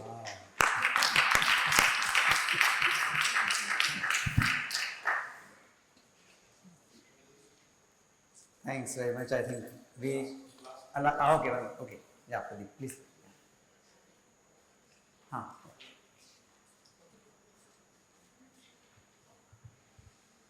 हेलो जी, मेरा नाम संजय पारिकर, मैं IIM सिरमौर में प्रोफेसर हूँ। और पहले मैं इंडस्ट्री में था, 1-1.5 साल पहले प्रोफेसर स्टार्ट मतलब ज्वाइन किया है। तो इनका एक क्वेश्चन था, role of CSR and corporate governance in Indian boards. तो I was teaching corporate governance और उस वक्त मैंने रियलाइज किया कि जब कोई पिछली बुक्स में I was trying to understand कि CSR का टर्म कहाँ से आया। तो आई रियलाइज कि we are teaching in the textbooks in business schools is किसी अमेरिकन इकोनॉमिस्ट 1950s में उन्होंने टर्म डाला सोशल रिस्पॉन्सिबिलिटीज ऑफ बिजनेस और CSR। जबकि हमारे यहाँ जो परंपरा है वो आज से नहीं है, हजारों सालों से जो परंपरा थी वो यही थी कि the purpose of business was to develop society. सिर्फ 500 साल पहले हमने भामाशाह जी का कंट्रीब्यूशन देखा एज अ बिजनेसमैन, और लॉन्ग बिफोर दिस 100 साल पहले भी, इवन दो इंडिया वाज से not independent at that time, but Tata group, Birla ji, उन्होंने उनका जो बिजनेस मॉडल था, उन्होंने तो शहर के शहर बसा दिए, हॉस्पिटल्स, धर्मशाला, एजुकेशन इंस्टीट्यूशंस।